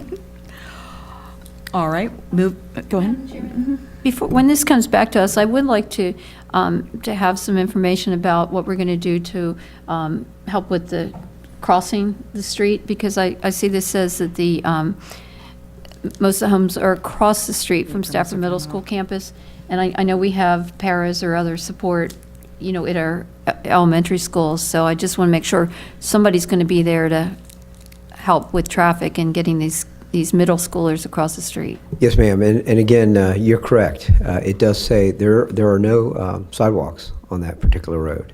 There's 15 homes that go from the beginning of the street all the way to the new cul-de-sac that was built further back than what the existing one was. So there's 15 homes, and that's probably the most difficult issue. There's no sidewalks. It's kind of that, the developer didn't put it in. But does it make sense to have buses stopping right there to go to Stafford Middle as well? And we're requesting this for Brook Point too. The high school students are, you know, once they get onto Stafford Middle campus, there's an infrastructure there to get them to Brook Point. So it is a concern, and we talked about it during the safety group. But because of the small number, and we don't know that, this is just projected numbers of students going to Stafford Middle and Brook Point, we felt that that small distance to get there and that type of street, majority of the street, the buses will not be on, our buses will not be on, you know, probably about 30% of the road. That we certainly, now the school administration will know who's walking, and they'll certainly, I'm not sure, but I'll talk to Principal Smith about some of the things we may be able to do to ensure an added level of safety for those few students that would walk across Spartan Lane. So, but I'll certainly gather that information, ma'am, and bring some of that back to you. I'd also let, I'm always concerned about safety, and if you can tell me it's not going to be an issue, I'll trust you on that one. But I think it's got to be something I have to know before I could approve this. But no sidewalks is tough, especially when we have it is snow it's just, and ice. It is just really hard to, you know, the school. You can flip a penny for some of the houses and hit Stafford Middle. So they're that close, as you will know. So, but you're, yes, ma'am. well, my comment will be, as this is in Ms. Egan's district, I want to make sure we defer to her for her input at the next meeting, and if she has anything further, we can have it be shared with the board as well. I just want to make sure she has that opportunity. Absolutely. Right there. Madam Chair, go ahead, Oh, Scott. go ahead. Go ahead, Scott. Is Spartan Lane publicly maintained road? It is. It's VDOT. VDOT's all good with this idea as well? They were part of the safety meeting. Yes, sir. Just as long as are all questions done on this topic. Oh, yeah. A quick point of privilege, Madam Chair, if I may ask. I know we talked a little bit, switching a little bit to redistricting. We talked about redistricting once neighborhoods were dropped and approved. We talked about the possibility of coming back, having the staff maybe think about presenting to us maybe semi-annually or whatever. Here are all the approved plots and the number of houses, and specifically with the, hey, it makes sense that this one's going to Brook Point. But if this one here is maybe on the border, let's say this subdivision X, could that come back to the board? Do you think the board would have value, that coming back to the board to say, hey, you know, we know that Colonial Forge is full or is going to be full based on our Chicklet chart. This needs to go here, and that be a board decision, something maybe called a spot redistricting, whatever we would call it. Maybe we do 3 or 4 of those a year where we don't really care what the builder's telling them where they're going.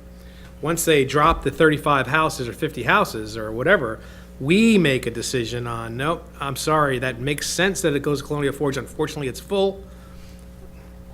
So my question is, would that be something that, Scott, would that be difficult for you guys to come? No, not at all, and I think that's what I heard. The boards ask us to do that as part of the whole dialogue of the redistricting. Because I think it might have to be a policy and just kind of look at it, make sure it's, you know, of course it's going to be legal because we have, but we just need, I think we should need to.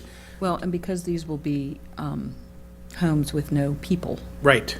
Then it can be done on our authority. Well, right. So. As soon as the first house is sold, Well, then we get even- into a different criteria for it. maybe. I say the board could do it even before the first house is built, once it's been approved. Yeah. And once you start looking at it. Whatever you think, it's- okay. So we'll I bring appreciate those the point of privilege, I was just thinking about it, and No, and I think going forward, we will be doing it that way, so. Okay. Appreciate that. All right, moving on to textbooks. Are there any questions of Dr. Duffy or Dr. Strike?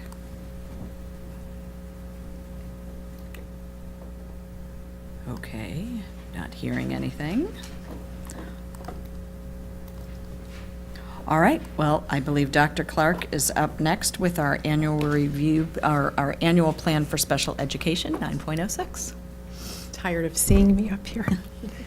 We know we won't be seeing you next That's year right. at this time, I'm sorry to say, It's our Dr. last Clark. annual plan. So, Are you going to miss us? the annual plan actually hasn't changed much over time, but it definitely does not look like it. no, not with much increase in funding either. But anyway, you do have for information the special education annual plan. And for those of you who've been here, you know this is our annual application for federal funding. It flows through the state and is known as our Title VI-B grant. I'd like to highlight just a few things in the plan, and as we go through, I'll highlight a couple of pages so you can read when you get a chance. The plan does certify that we have local policies and procedures that are current. It ensures compliance with federal law, such as the IDEA, the McKinney-Vento Homeless Act, and our state special education regulations. Pages 2 through 5 really give you a glimpse of those mandates. When we talk about this is mandated, that speaks to some of those issues, such as staffing, how we spend funds, class sizes, what is least restrictive environment, IEPs, et cetera. The plan also indicates how we will use the expected $4.6 million.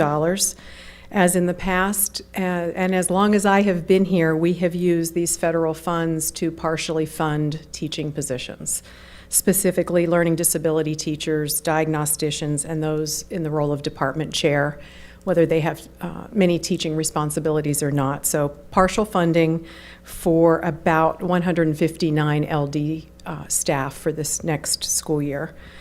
The grant and application also includes our request and justification for preschool funds. Popular topic, not nearly enough flow-through money for preschool programming, about $80,000. That is it, and the rest is locally funded. That's not very different than any of our surrounding divisions or school divisions across the state. And again, unfortunately, we don't expect an increase in the preschool grant, and perhaps a little bit in the large sum. It could be anywhere from $50,000 to $200,000 increase in the larger federal portion. And then finally, the plan, as required, was shared with our Special Education Advisory Committee for information on March 21st. They were here earlier. I don't think they are now. We have one. They're smart. They got out of Molly town. is back there, one of our preschool teachers. So, do you have any questions as this is information tonight? The annual plan I probably won't miss. It is just regulatory. It's that compliance side of everything, and it really is just a funding application. And I wish it were more. Maybe in retirement, I'll do some work to get to work for more funding. So, anything else? I'm going to miss Daryl Nelson. Oh, you didn't know you were leaving? Just kidding. I'm just trying to wake you up, make sure you're awake. I might have missed something. I will get info to you, Mr. McOsker. You're going to miss me a little bit. Yeah, I could probably answer your question right now. Offline? Yeah. Thanks. Oh, my. All right, moving on to another plan that we have is our Head Start plan. And I know Kathy Massey, and I hope she brings those friends with her up front and introduces them, some of my favorite people. I have the honor of serving on the Head Start Policy Council with these wonderful people, and they do a wonderful amount of work. So. And Madam Chair, members of the board, and Dr. Benson, I am pleased to bring two members of our Policy Council with me tonight. Frank Moss is a grandparent, and we also have Edna Jackson-Jones, who's a foster parent, and one of our, and is our chair of the Policy Council.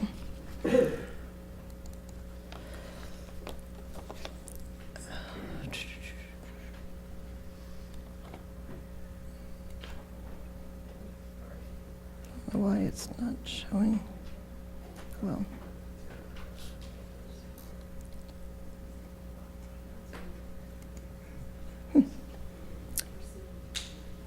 I don't see the normal place to start it.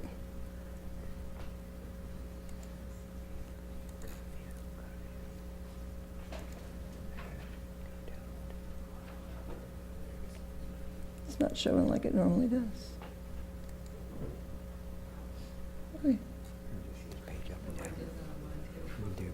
Yeah. Of course. All right, we're just gonna roll through this. If you click here. Is that what you're looking for? Okay, here we go. All right, thank you. I do know how to use technology most of the time. These are our goals, and we're very excited about the fact that we've been able to make a lot of progress on those.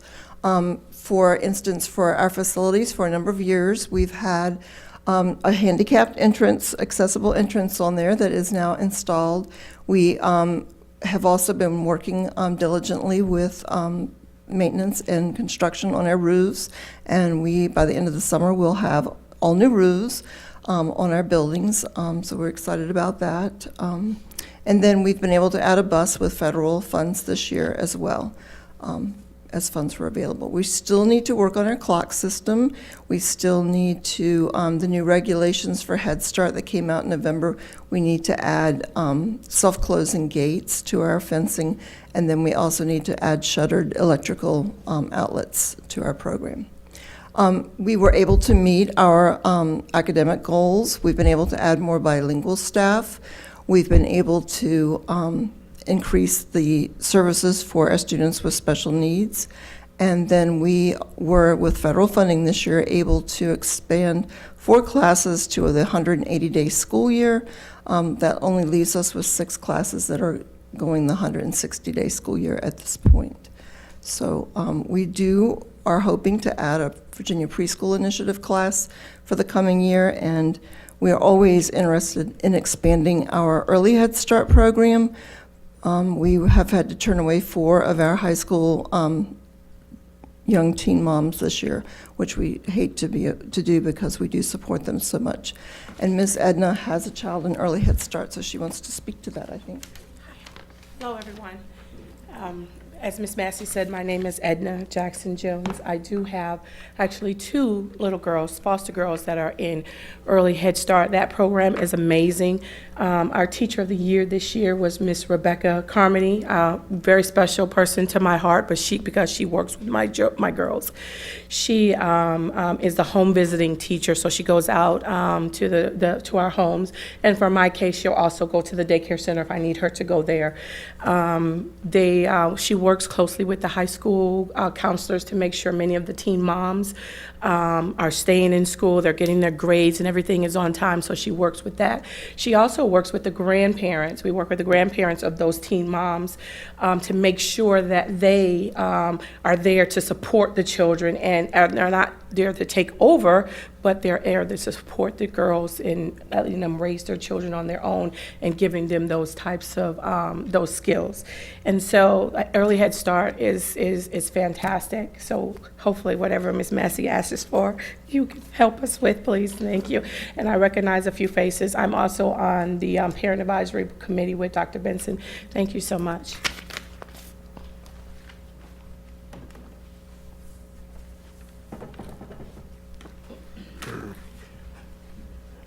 Good evening, Madam Chairwoman, Dr. Benson, school board members. My name is Frank Maas. I am a great-grandparent of 2 children that currently in the Head Start program. A third has graduated and is doing really quite well over at Grafton Kindergarten. So I'm very pleased with what this Head Start program offers these children.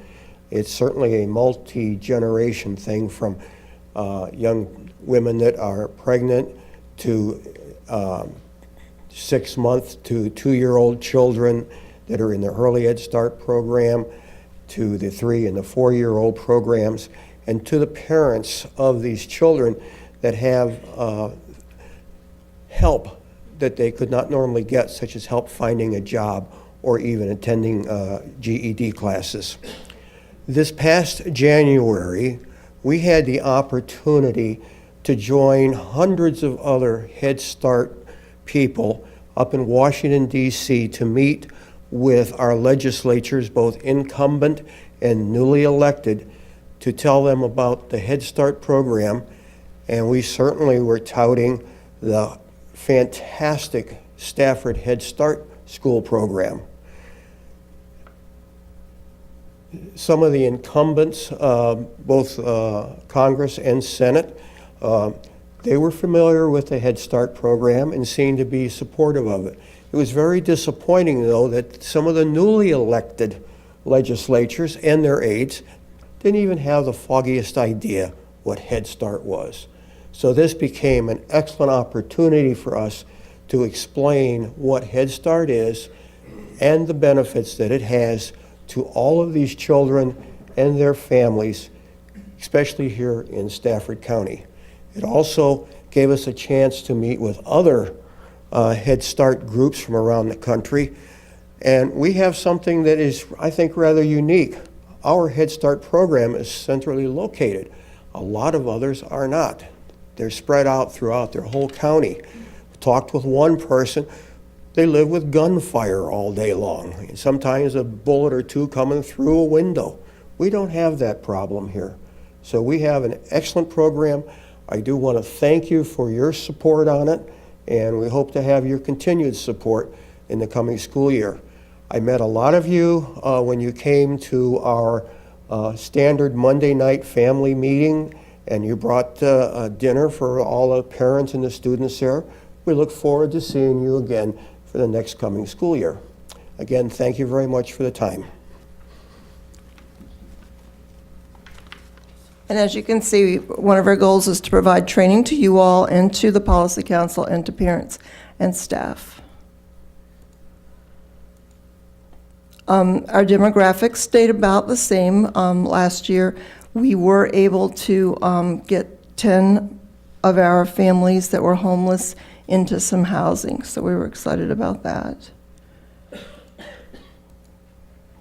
The children who receive treatment from us, you can see that asthma and obesity continue to be issues that our children have. We were very excited, though, that 40% of our children who are overweight actually reduce their body mass indices this year. We get a grant from Stafford Hospital Foundation for registered dietitians who work hand in hand with the parents on those issues. And then we had 29 who received mental health services out of 32 referred, and that's a good high number for us. Again, we have a lot of children who end up getting glasses because they're diagnosed in Head Start as needing those. Our social emotional, we do a lot for social emotional development, and we also added, that's not on this list, we added the Focus 5 techniques for focusing and self-control. The DECA measures how our children come into us in 3 areas that are critical for handling issues in difficult times in the later life: attachment, initiative, and self-regulation. And you can see where our students that were red issues or blue typical moved from those into either typical areas or areas of strength in those areas. Our WIDA WAPT we give to students at the end of the school year to measure the ones who came in speaking little or no English. We measure their growth in English speaking and listening, and you can see that they leave us in the high and exceptional range, which again is savings for the county when they don't need those services. We measure Head Start family outcomes. 287 of our families showed overall improvement. They set goals with their family service workers and work all year on their goals in the areas of, again, housing, finances, employment, transportation, getting their own education, and supporting their child's education. We had 98% felt their parenting skills improved, and 53% attended a parent education workshop in our program. These are our PALS pre-K scores and our PALS kindergarten scores. They should be scoring in the yellow bands when they leave us, and you can see in November, the blue bands, after being with us for several months, are already getting into the yellow, and then when they leave us in the spring, they're at the top of the yellow or well above. And when they enter kindergarten, they're passing the PALS kindergarten at a 93% pass rate, as compared with the average 85% for all of kindergarten. One of the things that we're required to train you all on as a board are your roles and your responsibilities, and so these are found in your program governance plan. I'm not going to go through those, but you're certainly welcome to read that part of the plan. And then there's an impasse procedure in there as well. We got all new performance standards in November of 2016, and we rewrote all of our plans that are in your packet to meet those new goals and objectives. One of the other things that we're required to train you on is the eligibility, recruitment, selection, enrollment, and attendance guidelines for our program. And so the income calculation worksheet shows you that for Head Start, they have to be 100% poverty level, for VPI, 200%, or they are categorically eligible, being homeless or foster care or something like that, that we don't consider income for. And then our selection criteria, because we have more than we can serve by slots, we have to rank the candidates. And so we rank them based on the community assessment. For instance, in our county, transportation is not available publicly throughout the county, so not having a personal vehicle gives our families points because they don't have a way to get to work. Of course, being homeless or in an abusive situation gives points as well. And again, the eClick website has all you ever want to know about Head Start, and the community assessment in your packet has lots of information about Stafford County that you probably know, but some of it might be eye-opening. And then we just have a few students who were in a bread-making study where they were doing all of their academic goals in a bread-making project. And then Ms. Preston's class was exploring moon rocks as part of a space exploration unit they were doing while they learned all of their skills and objectives. Again, I can't thank you enough for your support for this program that does so much for our students and gets them ready for kindergarten and later life. Thank you. there any questions for I'm sorry, Ms. any Massey? questions? Oh, no. Chris or Mr. Conlon? I Sorry. did, thank you. A few slides back, there was some PALS data. Mhm. The yellow line, I thought it was interesting, the yellow line being the baseline. What's the criteria above and below that? Is it passage of tests? Is it grades? What's the criteria? The PALS pre-K looks at their name writing, their uppercase recognition of alphabet, lowercase recognition, letter sounds, their ability to recognize beginning sounds, their print and word awareness, their rhyme awareness, and their nursery rhyme awareness. So they have a set score that they are supposed to meet in each of those areas. Evaluation? Right. It's a state, it comes from the University of Virginia. Okay. And so all of our students, I believe still in kindergarten through third grade, have this assessment to look at whether they need extra help in their reading skills or not. So when our children pass this well, that cuts down on the number of services they need to help them, and allows more children in the county to get those services since ours don't. Does any of this continue into the summer when school's out, or is this just strictly within the school year? This is strictly during the school year. The new performance standards do allow us to do a little bit more. Again, they're really pushing that extended school year so that there's not that drop over the summer. So if funds are available, then we can start looking maybe at some summer things, kind of thing. So that is something I'm looking into. We don't have a ton of funds to do something like that with, but we, certainly are thinking about what could we do to help support not only our children, but all children in the county that are getting ready to go to kindergarten. Thank you. Thank you. Just a comment, Mrs. Massey, you thanked us, but I think we should be thanking you. I know from reviews in the past that this county is really on the map with the federal government because of our Head Start program, and it's a reflection on you and your leadership for what you've done there. I think the gentleman mentioned, that people were aware of us when he was up on the Hill. That's not at all surprising, because every time the federal government comes in here, you get pretty much close to, if not a perfect score. And I think they use us as a model here in Stafford County for what a Head Start program can do. And the only thing I wish, for the program was that we had more resources so that we could, take everybody that's on that waiting list.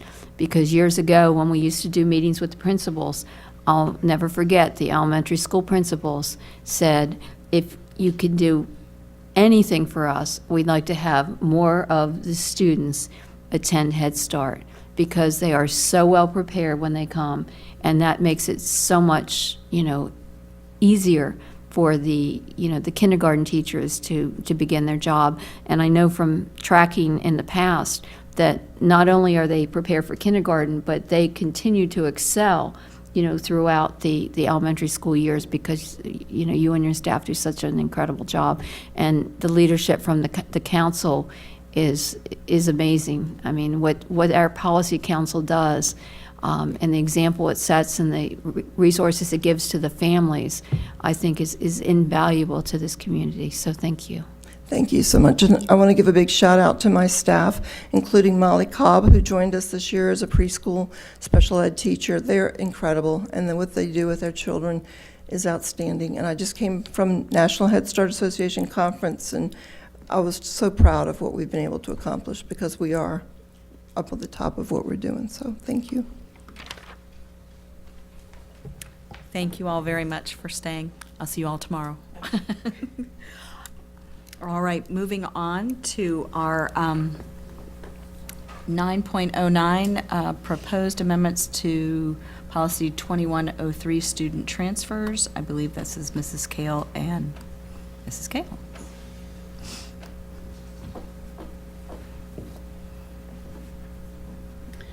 Good evening, Madam Chair, Vice Chair, members of the school board, and Dr. Benson.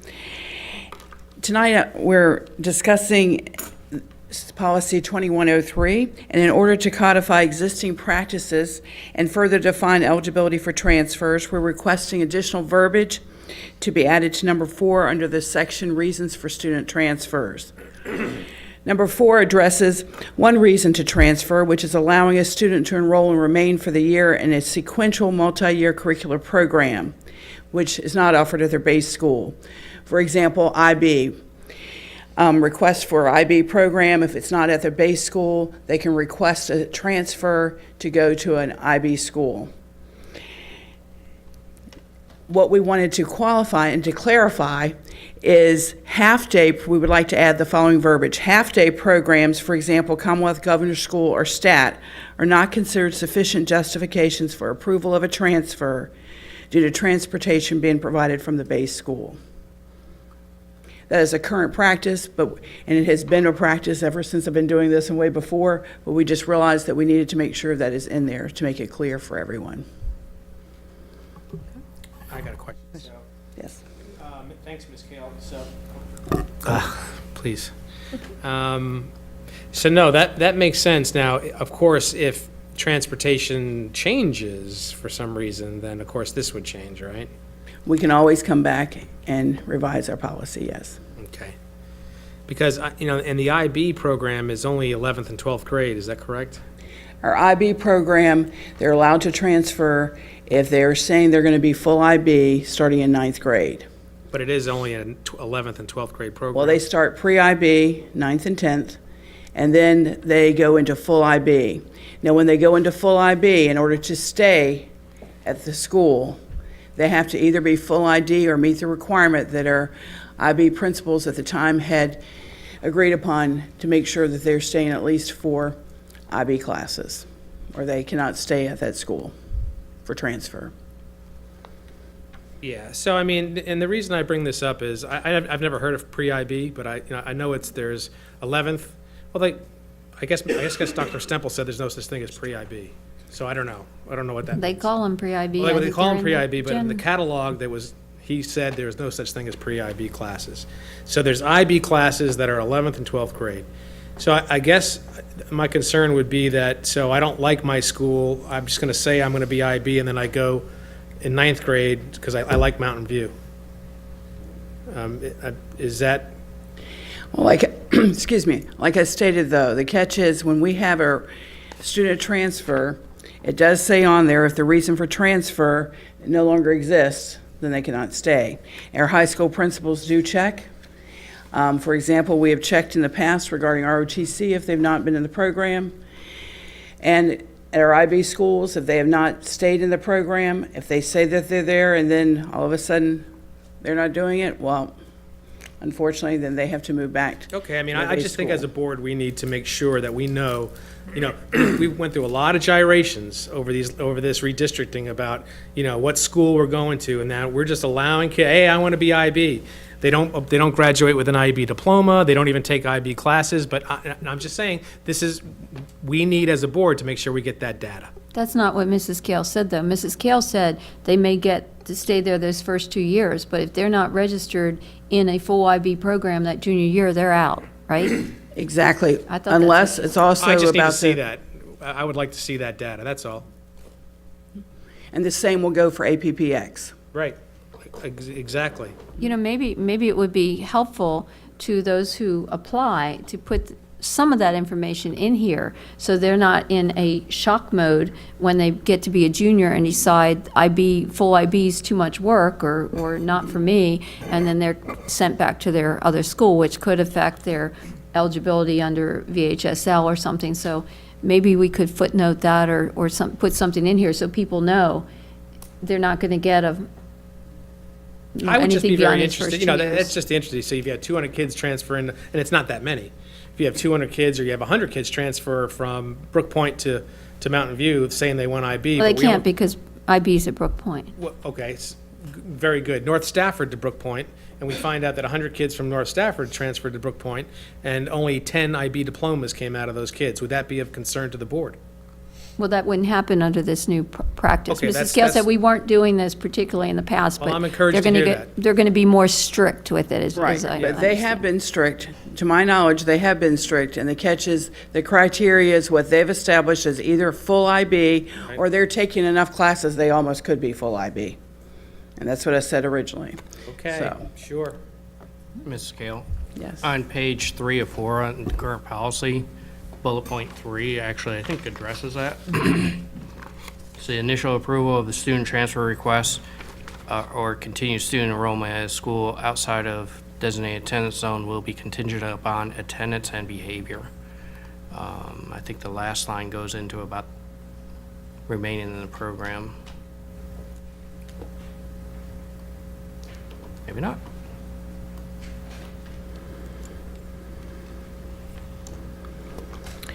But transfer will be, may be revoked Shall if. be. Shall be. There That's you right, go. shall You be read it. revoked. Be revoked, yeah, number 4 is. If the reason- if- yes. If reason for the transfer Right. Yes. is no longer valid, and maybe that sentence needs to be expanded to Yeah, I- really say. I think families need to You drop know. out of a program, They need to you're know if they go to Mountain View or they go to Brook Point, you know, with the intention of being an IB student, if they do not register and, you know, satisfy those courses, then they're going to be back at their other school. Because that will make them think twice about the commitment, you know, for the 4 years. Now, we're not going to be approving transfers because someone wants to be in a different branch of the JROTC, correct? No. Now that Mountain View is going to be the Marine Corps JROTC, because that All was something that leadership we had done in the programs. past. Right, Okay. right. That'll help some too, because I didn't realize this, but in the past, if somebody wanted to be in the Navy or the Army or the Air Force, they could use that as a rationale for going to, you know, a different school. But no longer. Good. Madam Mrs. Chair, Cater? I have a quick question. Mr. Cater? About number 5. Is there a reason that students can't participate in VHSL-sponsored activities for a full calendar year after transferring? I will refer to Mr. Nichols with that, but that is usually the VHSL rule. Oh, it's a VHSL.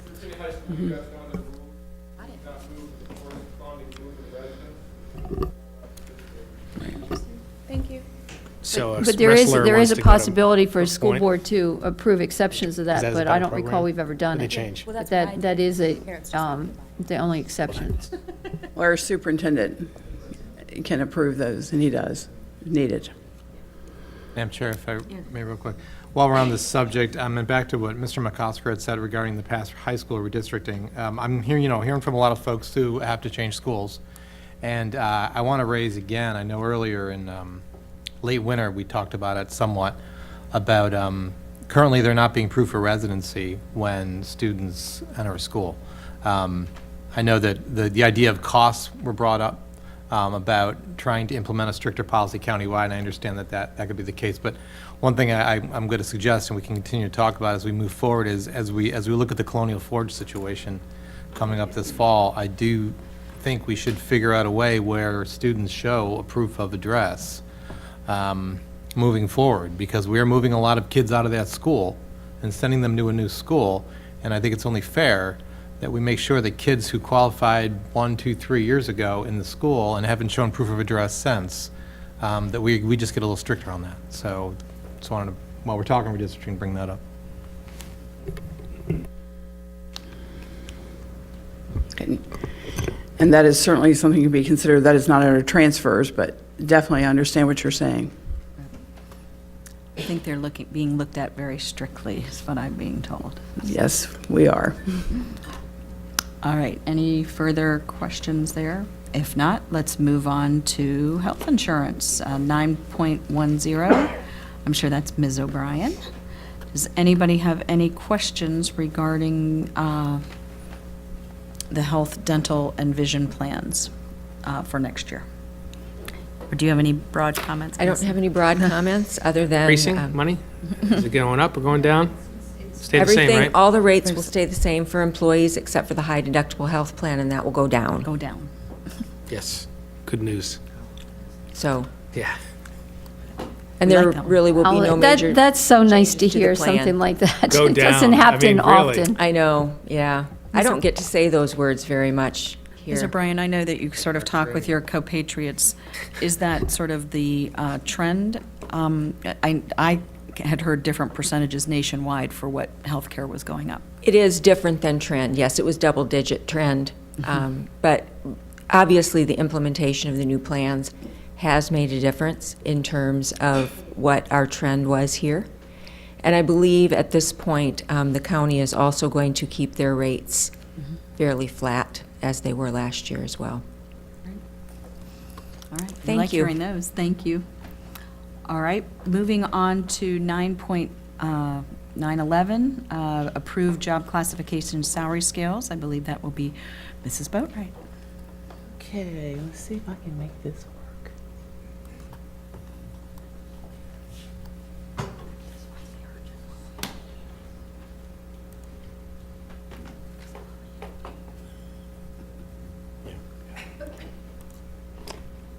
Okay, so let's try it a different angle. There we go.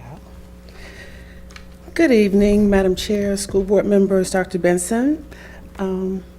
Tonight I would like to present the job classifications and the proposed salary scales for the Department of Learning and Organizational Development's reorganization. The new categories of positions are leads, teaching and learning facilitators for specific content areas, and 2 STEM CTE support positions. In developing the proposal, we looked at the qualifications as well as the scope of responsibilities and duties for all of these new positions. For the lead positions, we proposed the instructional supervisor's lane on the administrator scale, and you'll see the range of that up there. For the STEM CTE support positions, we propose a grade 25 on the service scale. In the attachment to the agenda item, I didn't make that clear, but I do want to make it clear that it's the service scale. By way of background, there are currently 2 positions in there. It's the community involvement specialist, which is a grade 24, and a school to career specialist, which is a grade 25.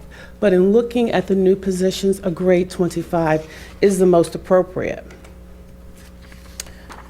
For the teaching and learning facilitators, we were not able to find an existing scale that fit the scope of responsibilities and the duties. So we propose a new scale. This proposed scale does a couple of things. First, it's attractive to mid-career teachers who desire to broaden their impact beyond the individual classrooms, but remain in the teaching arena.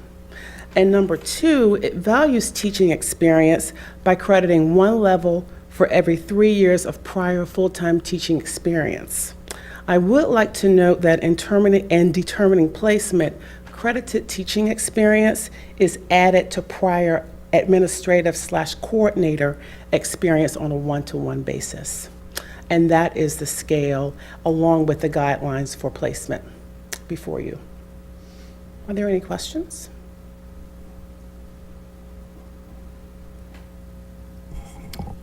Hearing none. I know this is an item that we would like to keep moving with regard. I know that we are. We're trying to fill these positions, right? Yes, we would are. like We're to. interviewing now, yes. Madam Chairman, if there's no objection from the board, I'd like to move this to action. Second. It's been moved and seconded. Any discussion about moving this to action? If not, all those in favor, please say aye. Aye. Any opposed? Motion carries unanimously. Follow on. Move to approve, and I would just like to make one comment. I'm impressed that you made up a new scale, Right. because one didn't fit. You know, so often we try to fit something in the box, and you recognize that we needed to go outside that box, so thank you. Sure, thank you. All right, it's been moved and seconded. I just want to say, Dr. Strive and Lisa, thank you guys, and Dr. Benson. This is kind of the last action we need on this reorganization and the significant improvement we're going to have within our Department of Learning, correct? Thank you guys for all the hard work and time and effort you've put into this. I think this board is going to be anxiously awaiting great results. And just a follow-on comment to that, I talked very much in our budget request going forward that we have dealt with a lot of operational issues since Dr. Benson's arrival here, and we're now moving into that instructional arena, which is the most important thing that we do. But we had to have our ducks in a row in our operations, and this one sort of spans 2 pieces, the instructional and the operational. And I am very excited for us to be moving in that direction and get started on this deep instructional work. And from my perspective, that will impact every student in our community.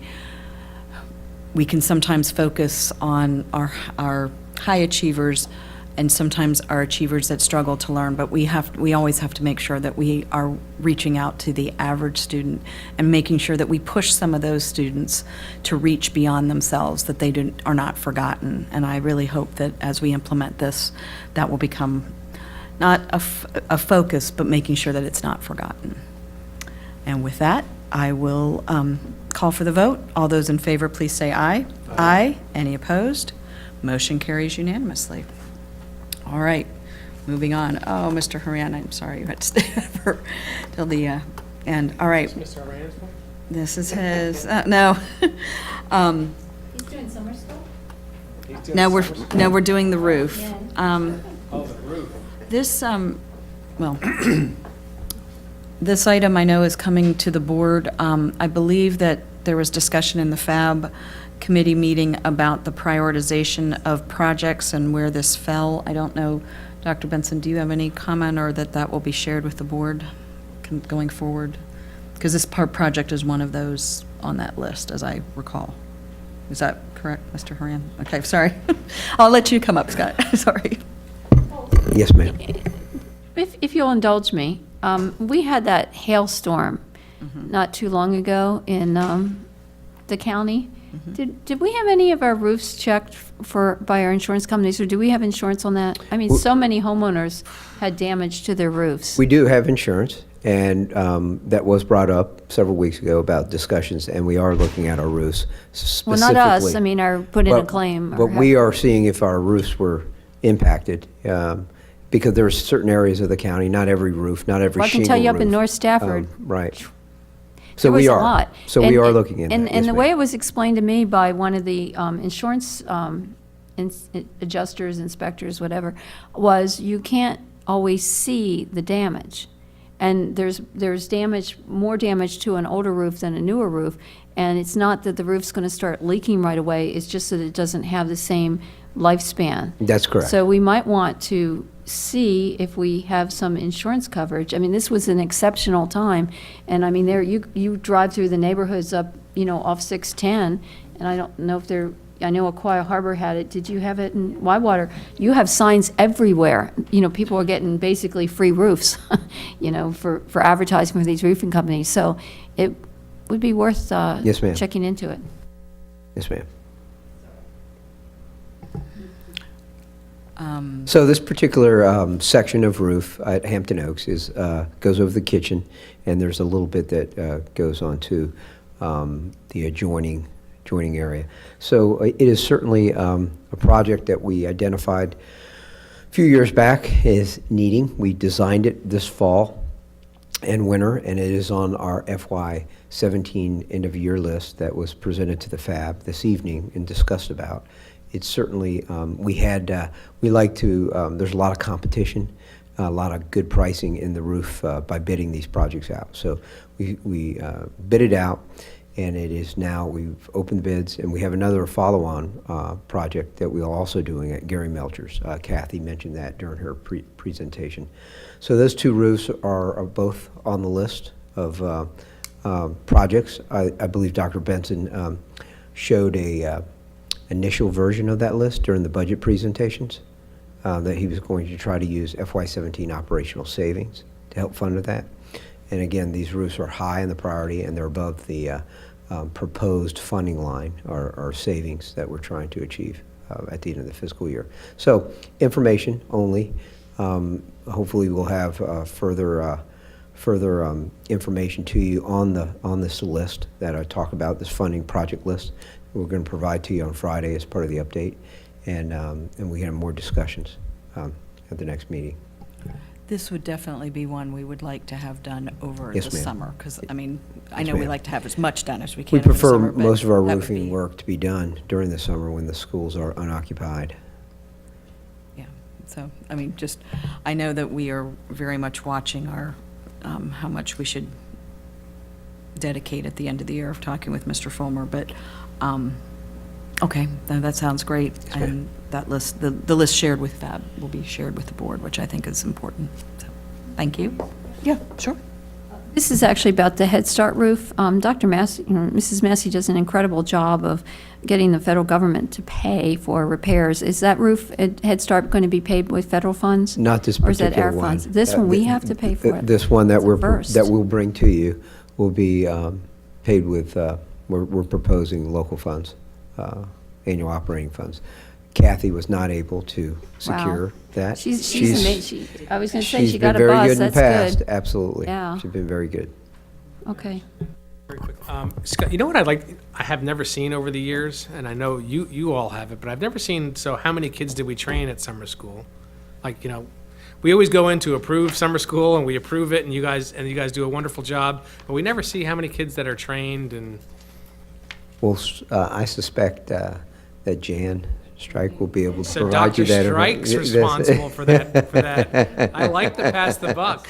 But I certainly No, would try to answer that if I could, but I don't know. You can report on all facility I can tell kids you that that, are that's right. CTE. He just gets them there on the bus. I know. Okay. Anyway, I'm sorry. Random thought, but I would like to see that. We're getting there.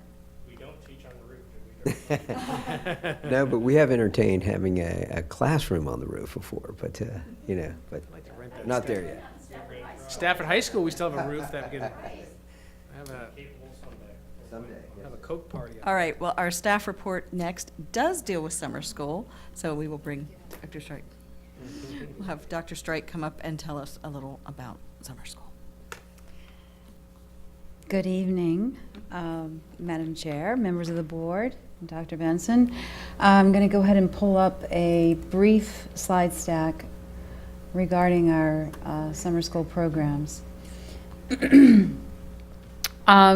We really wanted to focus on this particular presentation this evening on our summer school programs because it's a tremendous program. I'm new, and I know we have 2 new board members, and summer school can be daunting because we have such a variety in the learning opportunities that I thought a staff report would be very helpful. And I want to thank, in advance of the presentation, I want to thank the Chris Fulmer team because they help with some analysis that I was asking about with summer school.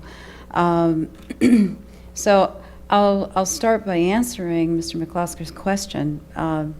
We served in the state-funded program, okay, 2,026 students, K through 12, last summer. That doesn't include the tuition-based enrichment programs in the Governor's School program. So a little piece of information there that I didn't have tucked actually in the presentation as we look forward. Okay, so really good opportunities, and I also wanted to talk about some of the funding sources for the program. And let's go ahead and get started here. So I have 2 circles that are enhanced with border, and I will spend a little time later on in the presentation talking about those particular learning opportunities. I wanted to focus on the circle that's actually called summer school. So in order to get my head wrapped around this, there are 3 types of learning opportunities. There's the summer enrichment camps, and I'll explain those in detail, but there's the description for you, and those do have a nominal fee or a tuition fee associated with them. Then we have the summer services. Mr. McClosker mentioned the Governor's School and some of the focus programs because we're starting to advertise those for registration. Part of the summer school budget does fund some of the focus, some of the Governor's School pieces. I did want to mention that. And I separate those services out because some of them are funded through our local budget. And then, of course, summer school. Now, summer school is the largest part of all 3 of these programs, and I want to dedicate some time to that because that's the funding piece. And the summer school program that really focuses on K-12 academic remediation or prevention or loss of learning over the summer is associated with state dollars and the guidelines associated with using those state dollars for that particular program. And in addition, we have a local piece to that, okay? And I wanted to go into some detail because within just the summer school K-12, if you'll notice in the white box, you have elementary, you have middle, you have high school remediation programs, you have Dr. Clark's and her team's ESY, extended school year programs and offerings. We also offer summer school for our English second language learners. And then, of course, with the competency for the financial literacy, we offer some remediation associated with that, and then we have some transition academies. To talk about the funding for all of this, using our new Munis system, this is the upcoming budget for this year. So the title of the slide, I have 2017-2018 summer school.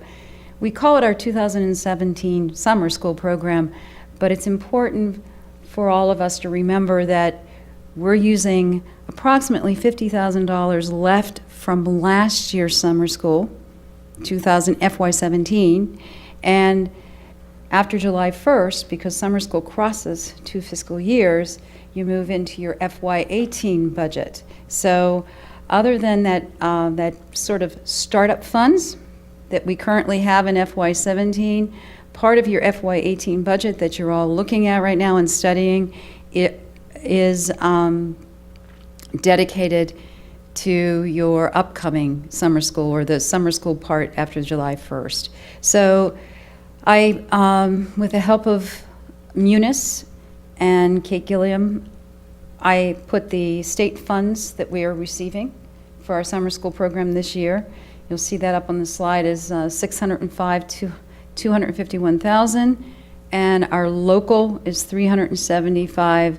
829,000, and included in that, I also included transportation. That's a big piece of these remediation programs, a total of 950,000. Just looking at that budget a little differently for this upcoming summer school year, just a different way of looking at the numbers, and you can see that I want to make sure you all understand that in the summer school budget that's coming up, that amount includes compensation, which is the largest part of your summer school for your summer school teachers, and then transportation also includes the pay for the drivers, not only the fuel. Okay, and we have it broken out again. So in other words, the state funds that fuel and fund our summer school program can only be used for remediation and prevention, okay?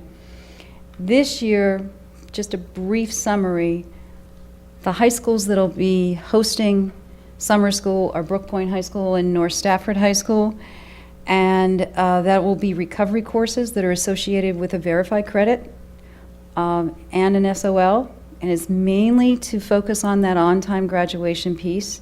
We will also offer initial credit. And to cover all the costs, we are right now in the middle of deciding what is our tuition rates for our high school credit recovery and our initial credit programs, okay? There's a middle school program, and all of our middle schools offer that, except this year, because of some work that's being done at H.H. Poole will attend Rodney Thompson Middle School's summer school program, so they've merged those two, and those students will attend at Rodney Thompson site. Every elementary school offers a remedial summer school program, and we're still in the process of finalizing whether or not any of our elementary schools will be merged for our summer school program. The high school program begins June 26th. So the other reason we're before you tonight is so many parents are beginning to ask, and it starts up really right at the same time as the summit. So learning and organizational development, along with Dr. Clark's team and other folks, are very busy transportation planning for our upcoming summer school. And then your middle school and elementary school dates are July 17th. They all end August 3rd, okay? That was the largest part of your summer school learning opportunities. I wanted to spend some time on the enrichment camps for our summer school. So really fabulous opportunities that we have. And these enrichment camps, there's some examples of them in the white box. And the costs range, so learning and organizational development, the staff and I sat down and really worked on what are we going to charge for these to kind of come up with a reasonable tuition or fee for these opportunities. I'm going to attempt here to zip out. See if we can get, and we've already started, mainly for the because of the demand, advertising our programs for our summer enrichment camps. Okay, so this will give you some idea. So we have right now Melanie Daniel, and a lot of her opportunities are on the website with regards to focus and some of our governor school programs.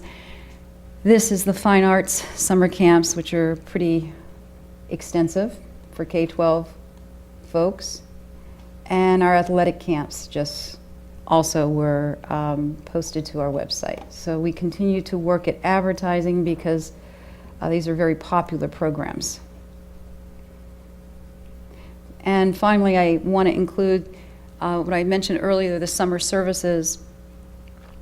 I've already mentioned the Governor School and the Focus program. We still continue to offer Behind the Wheel because we can't get all the students in Behind the Wheel during the regular school year. So Behind the Wheel is our driver's ed program.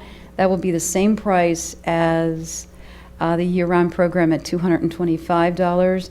And then we offer the Bridge program for math, which will be back at Rodney Thompson Middle School. And that is $200 for certain middle school students who want to learn new opportunities. Want to learn and accelerate in their math in the middle school range.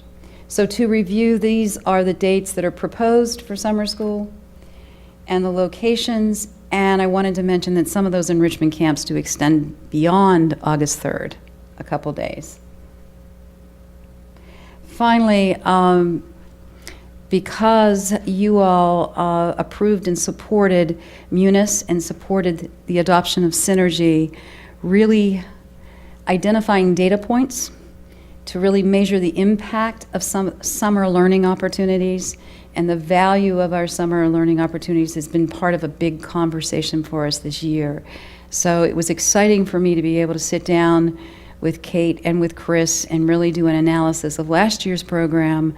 Now we're really going to be focused on student data learning points to really look at the impact and the evaluation for our summer school.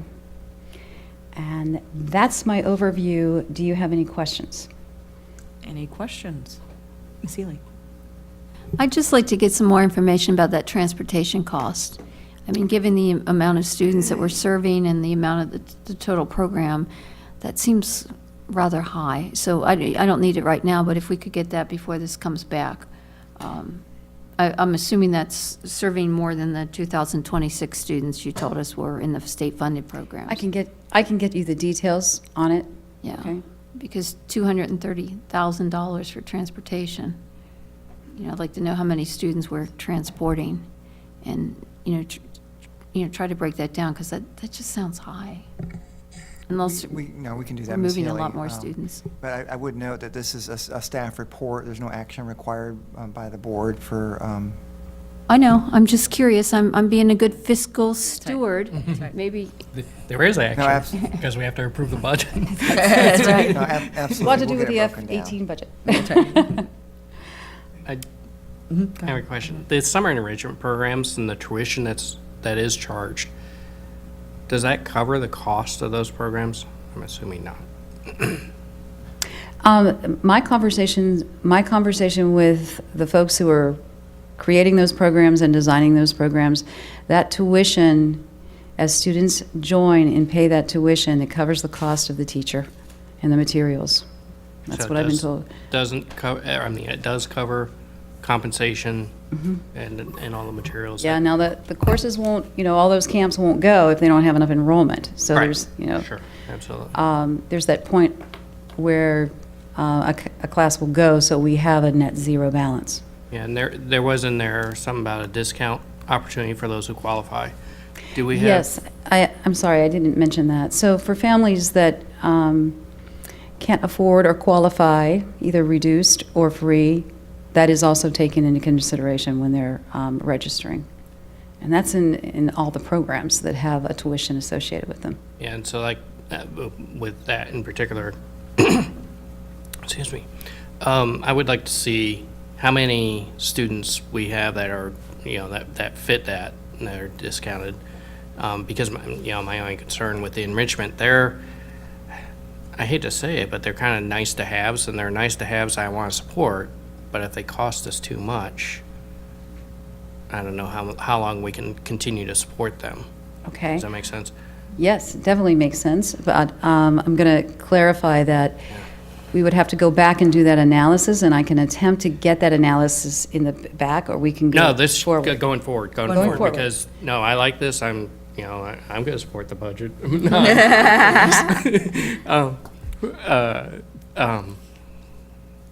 I'm sorry, but those data points going forward, I think, would be important because also, it's also really important to see how those, filter up to our strategic plan. Absolutely. How they make us a better school system. Yeah. And do the things that we say we're going to do. Yeah, that's one of the reasons we've been having a conversation about making sure we had data points and we were measuring the impact of all the effort that we're making throughout the summer. Absolutely. Thank you. Any other questions? Ms. Decatur? Dr. Benson, isn't the library renovation scheduled for this summer at North Stafford? It is. You don't foresee that being a problem as far as the noise, because it's going to be a really big, awesome renovation. It might be noisy. We haven't told her it's only the corner of the library.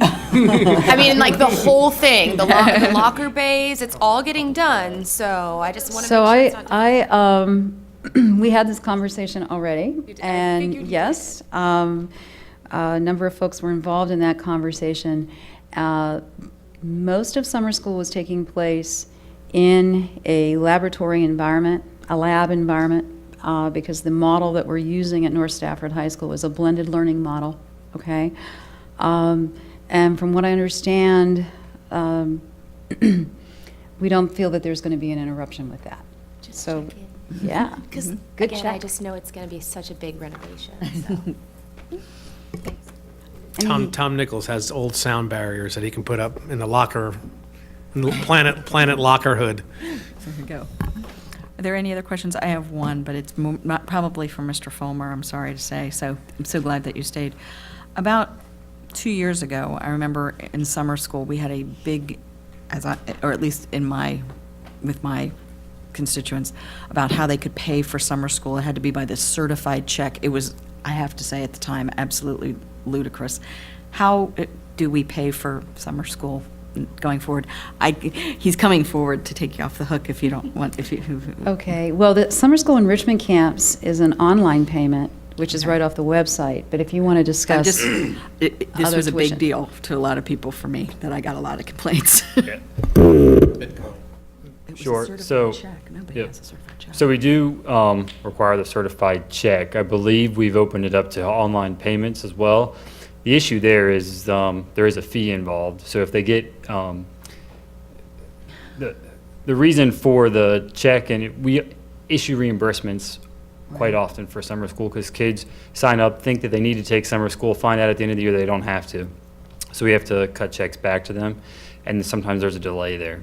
And so we're trying to speed that up. It's been something we've targeted over the last 2 or 3 years since I've worked here to expedite that.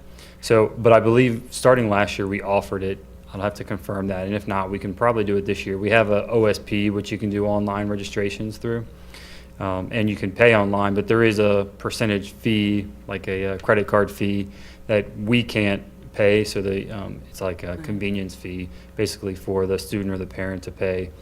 But when we issue reimbursements, they would not get that fee reimbursed to them. They would have to forfeit those funds. So that's the only challenge there.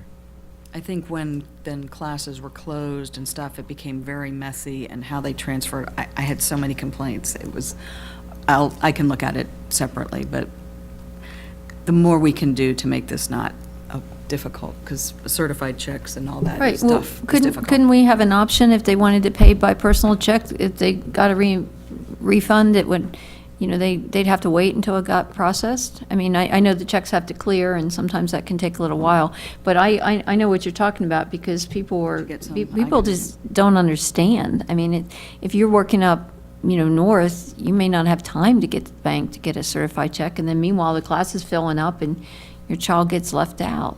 I guess if because we you can have just the right push that payment. option to sign online, but just that we can work with families, because if somebody's taking multiple classes, that can be a lot of money. Yeah, you're for correct. multiple It's not students. cheap. And It isn't cheap. And the reason Ms. Healy stated is the exact reason why we require the certified checks is because the turnaround can be quick, and we want to get them their money back quickly, but we have to verify with the bank that the check is cleared, and so, yeah, it causes challenges. Right. But Anyway, it's we can just meet a- again and review and see what other options, and Sure. make sure it's available online, as well as the certified check. Okay, all right. It's just something that has been raised in the past, so, sorry, you're kind of taking it. Nope. Personal check, they Right. can wait 30 days.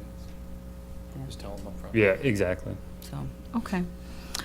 You're next. All right, moving on to our closed session. Oh, closed session. Mr. Hirons. Whereas the Stafford County School Board, oh, I'm sorry, You already jumped out. I got it.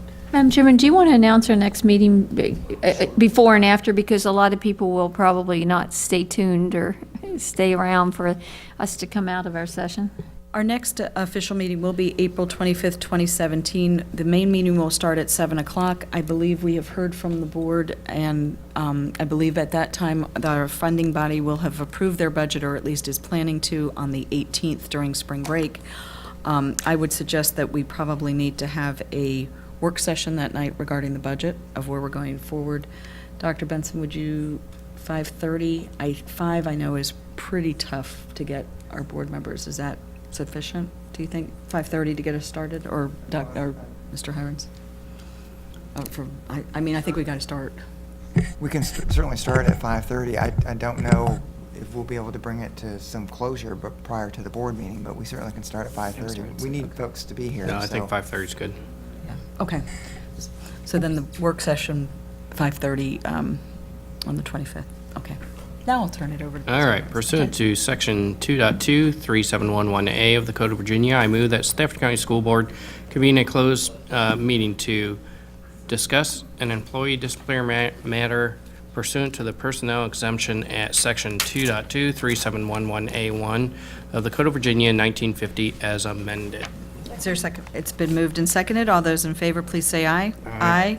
Any opposed? We are in closed session.